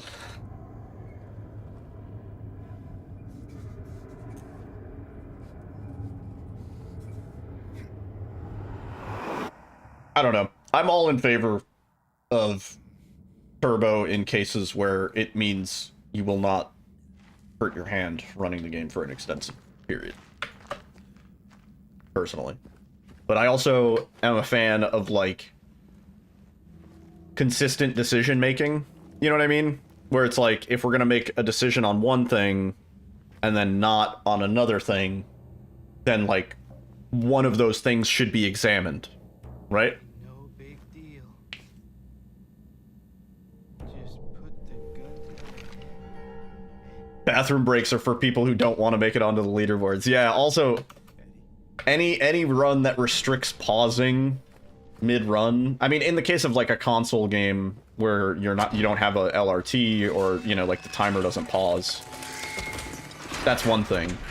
But in the case of like us, where like if I pause the game right now, like the timer pauses, I could theoretically go to the bathroom. Anytime there's a decision made where it's like you cannot pause, I'm like, what the fuck are we doing here? You really think somebody's gonna be so bold to hide a splice in their pause and not, like, you know, anywhere, literally anywhere else?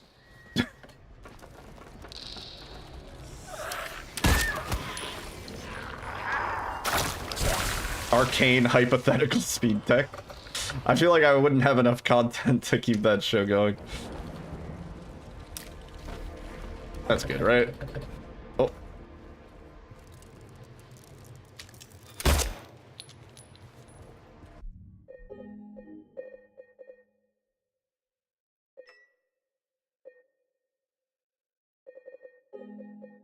This game being RTA and 2 hours long. Yeah. Well, not anymore. All this tech works on console. It's saved, baby.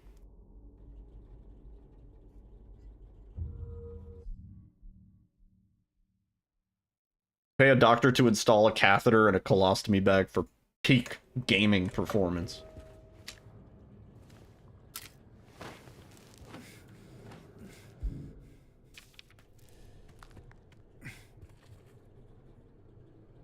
That's not a bad idea.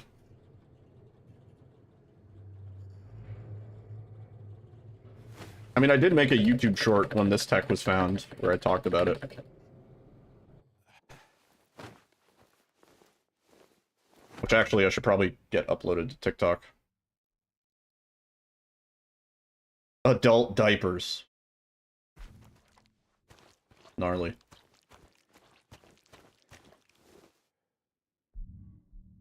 the right spot?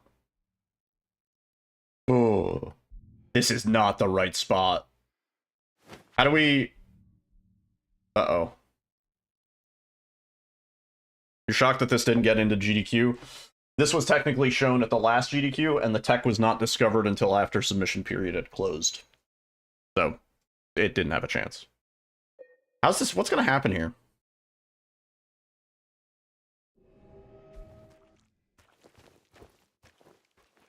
Where's the fucking spot? Wait. 1, 2. It's here. Oops.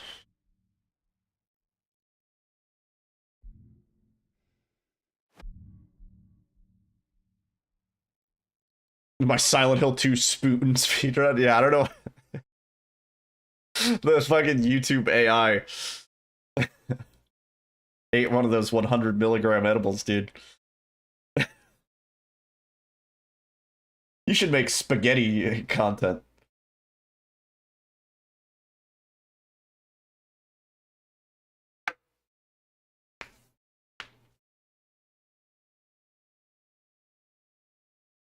Hang on, let me see if I can,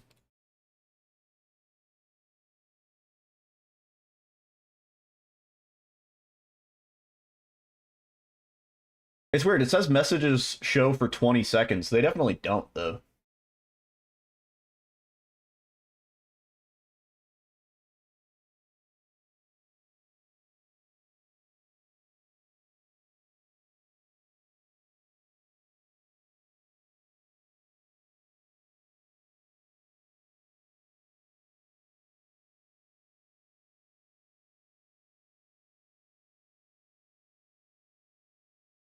Oh, you know what? I can't fix this now. Hang on, I know what I have to do.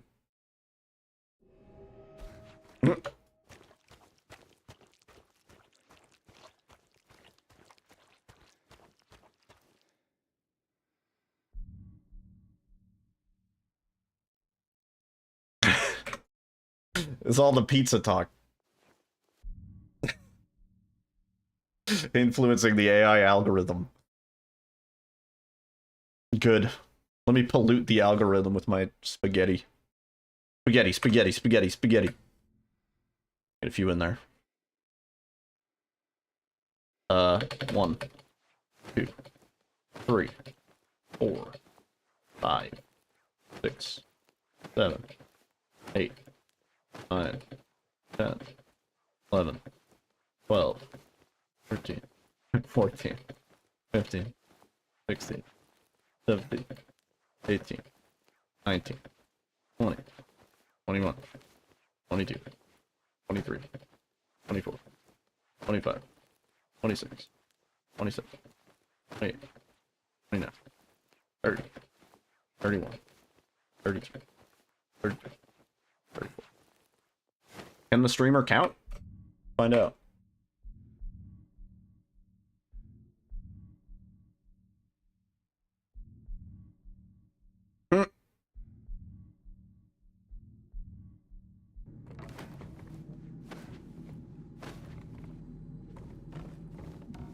Probably at least one spaghetti joke I've read from the joke book.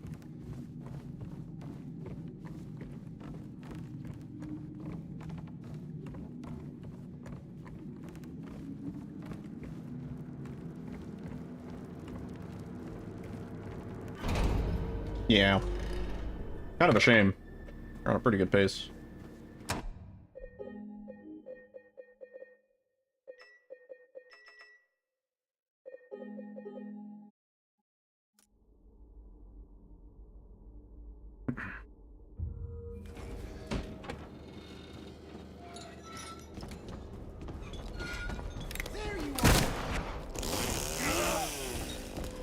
I should actually do a diagonal dodge running up to him.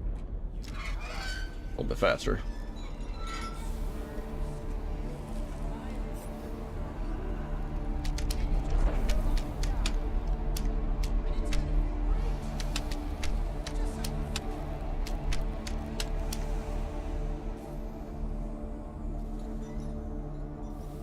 I'm coming for you.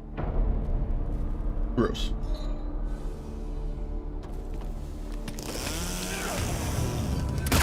I think we determined it might be faster to shoot first and then chainsaw.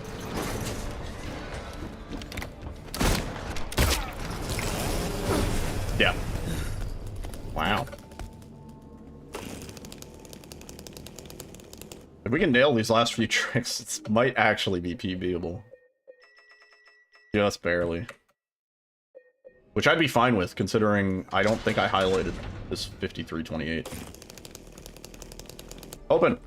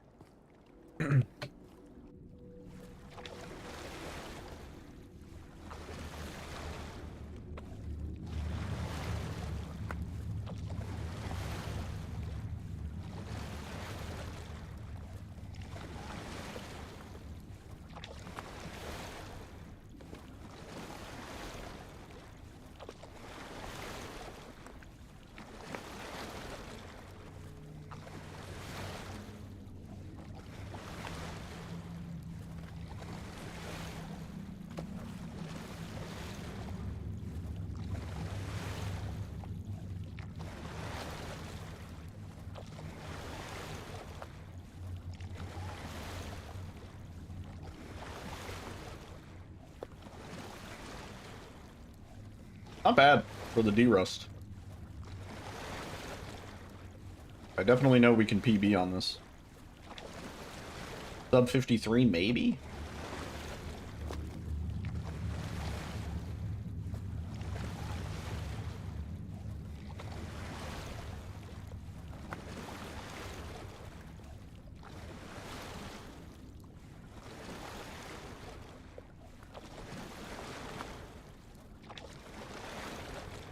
Perfect.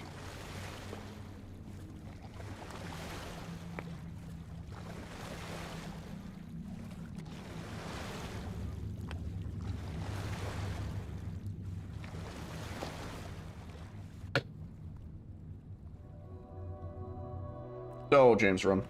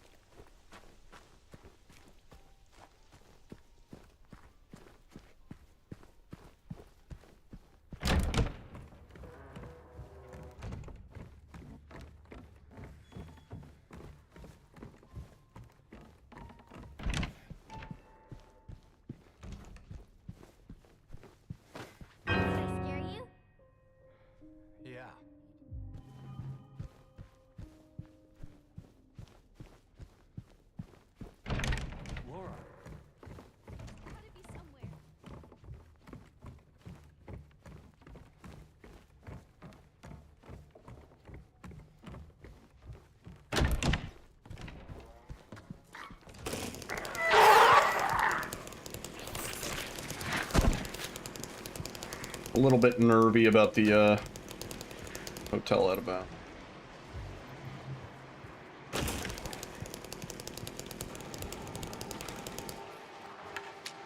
Honestly, I'd like to get the there's like a one shot you can do where you go straight from the balcony to the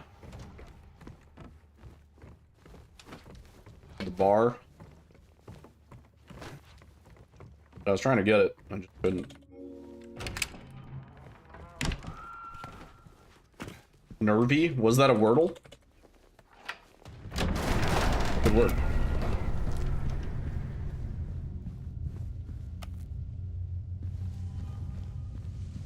Nice juicy apple. Then we lost time because James pulled out the pistol.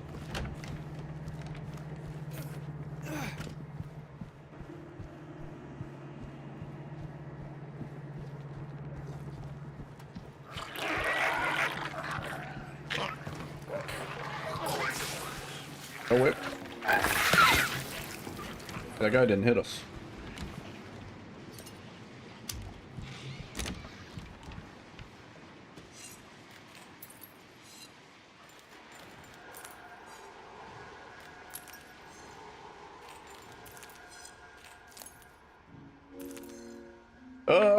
brain. Oh, God.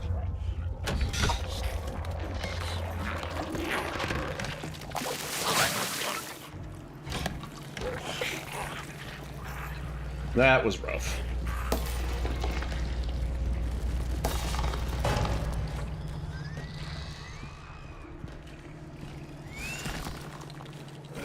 What is that guy doing by the door?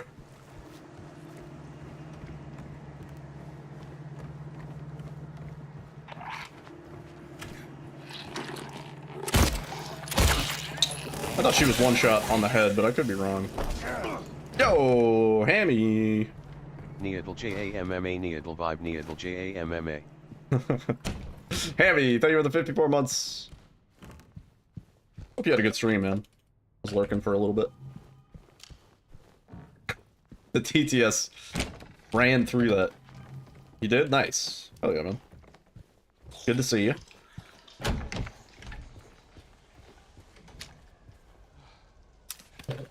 Oh! Whoa! The fuck? That's okay.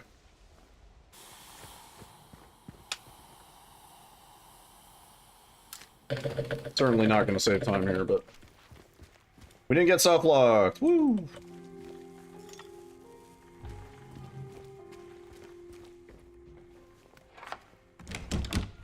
Not bad.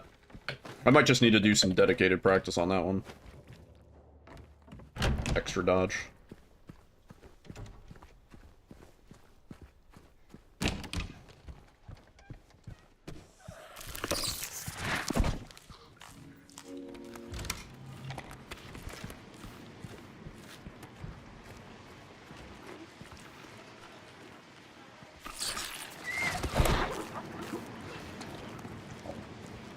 I don't know why I went to the right. I feel like I don't usually do that. Wasn't slow.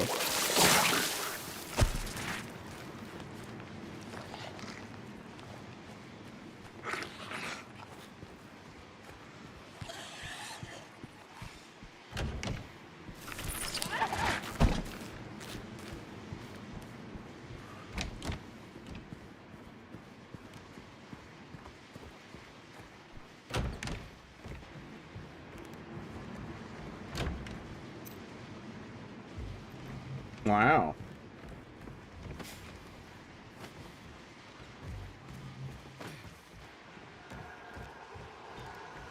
Did we remember to combine the dog key? Yeah, we did. It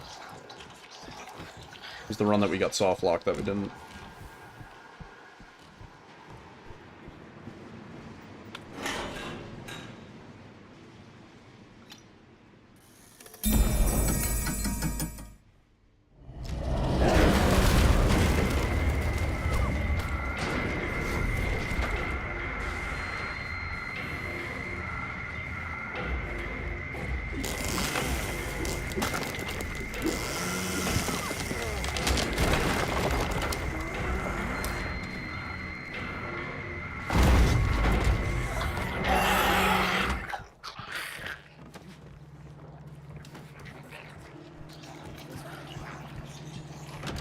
Not at all bad for a practice run. Like...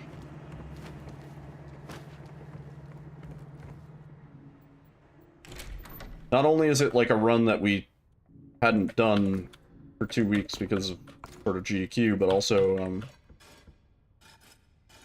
we hadn't done New Game Plus in a while. Like, even if I hadn't been gone, we would still be de-rusting this category. We didn't do too bad.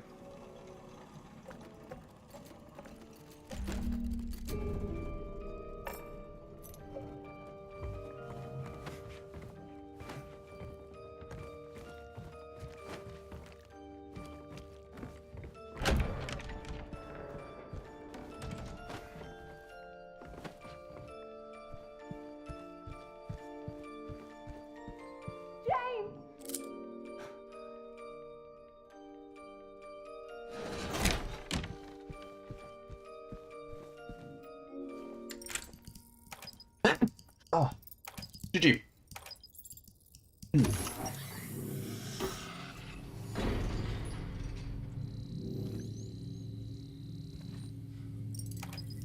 Not bad.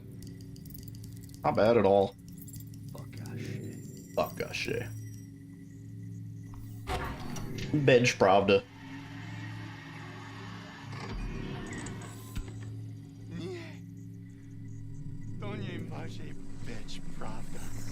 Oh, this part's extra quiet because I have the voices turned down. That's why. I was wondering.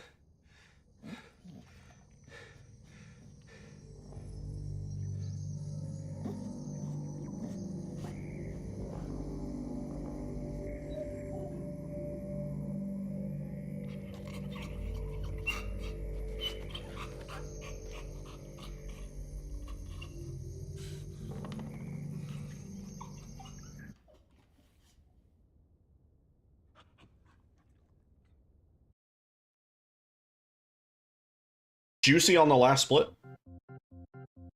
What the?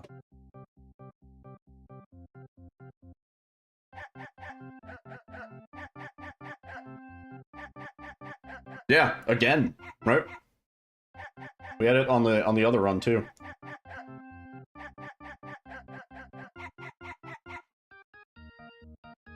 What was the sum of best at when we started the stream, actually? I'm kind of curious.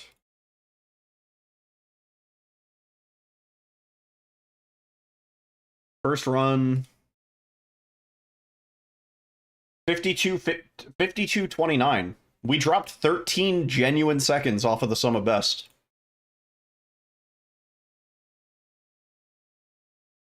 That's actually crazy.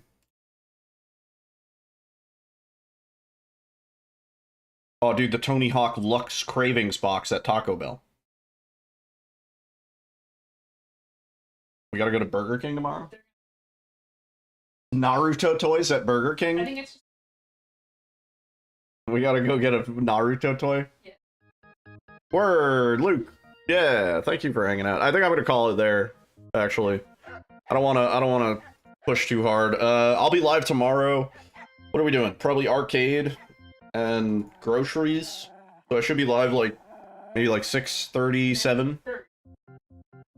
Yeah, groceries, arcade, Burger King. Probably like 6:37 tomorrow. So a little bit earlier, and we'll go a little bit later. And maybe, I'm surprised that I'm saying this, but maybe tomorrow we might actually be able to bang out a PB for this category. Also, are you ready? Look, it's gonna forever. Oh my god. Oh my god, look at that Yiddle, and now the next one. Holy shit. I gotta do something like wacky, right? Like so that it perpetuates. Yeah, there we go. Whoa, dude. And then the next one. Yeah, there he goes. Look at him. And then you're gonna see the next one in the inside. The look, yeah, he's doing it now too. Crazy. Crazy how that works. Yes. Yeah. Thank you guys for hanging out. Very chill. Very good being back. I missed y'all. I missed stream. We got more good shit coming up soon, like see, we have two choices. I mean, we're gonna raid out. Don't go nowheres. Who's been live for less time? Okay, we're gonna raid our boy DJ Rebirth, who actually I think he showed up to GDQ like the day we left, so I don't think we actually got to see him. But he's doing some Silent Hill 4 runs. If you guys don't know DJ Rebirth, he's a really chill dude, very positive, friendly individual. He's been working on Silent Hill 4 off and on for years. But yeah, anyway, I'll be back tomorrow. Like I said, like 6:30, maybe 7. And we'll do more runs. Take care. Bye-bye. Wave bye, other Niddles. You gotta wave bye, dude. Now. There we go. Next one. Wave bye. See? Alright, anyway. Have a good night, everybody. Thank you guys for hanging out. See you tomorrow.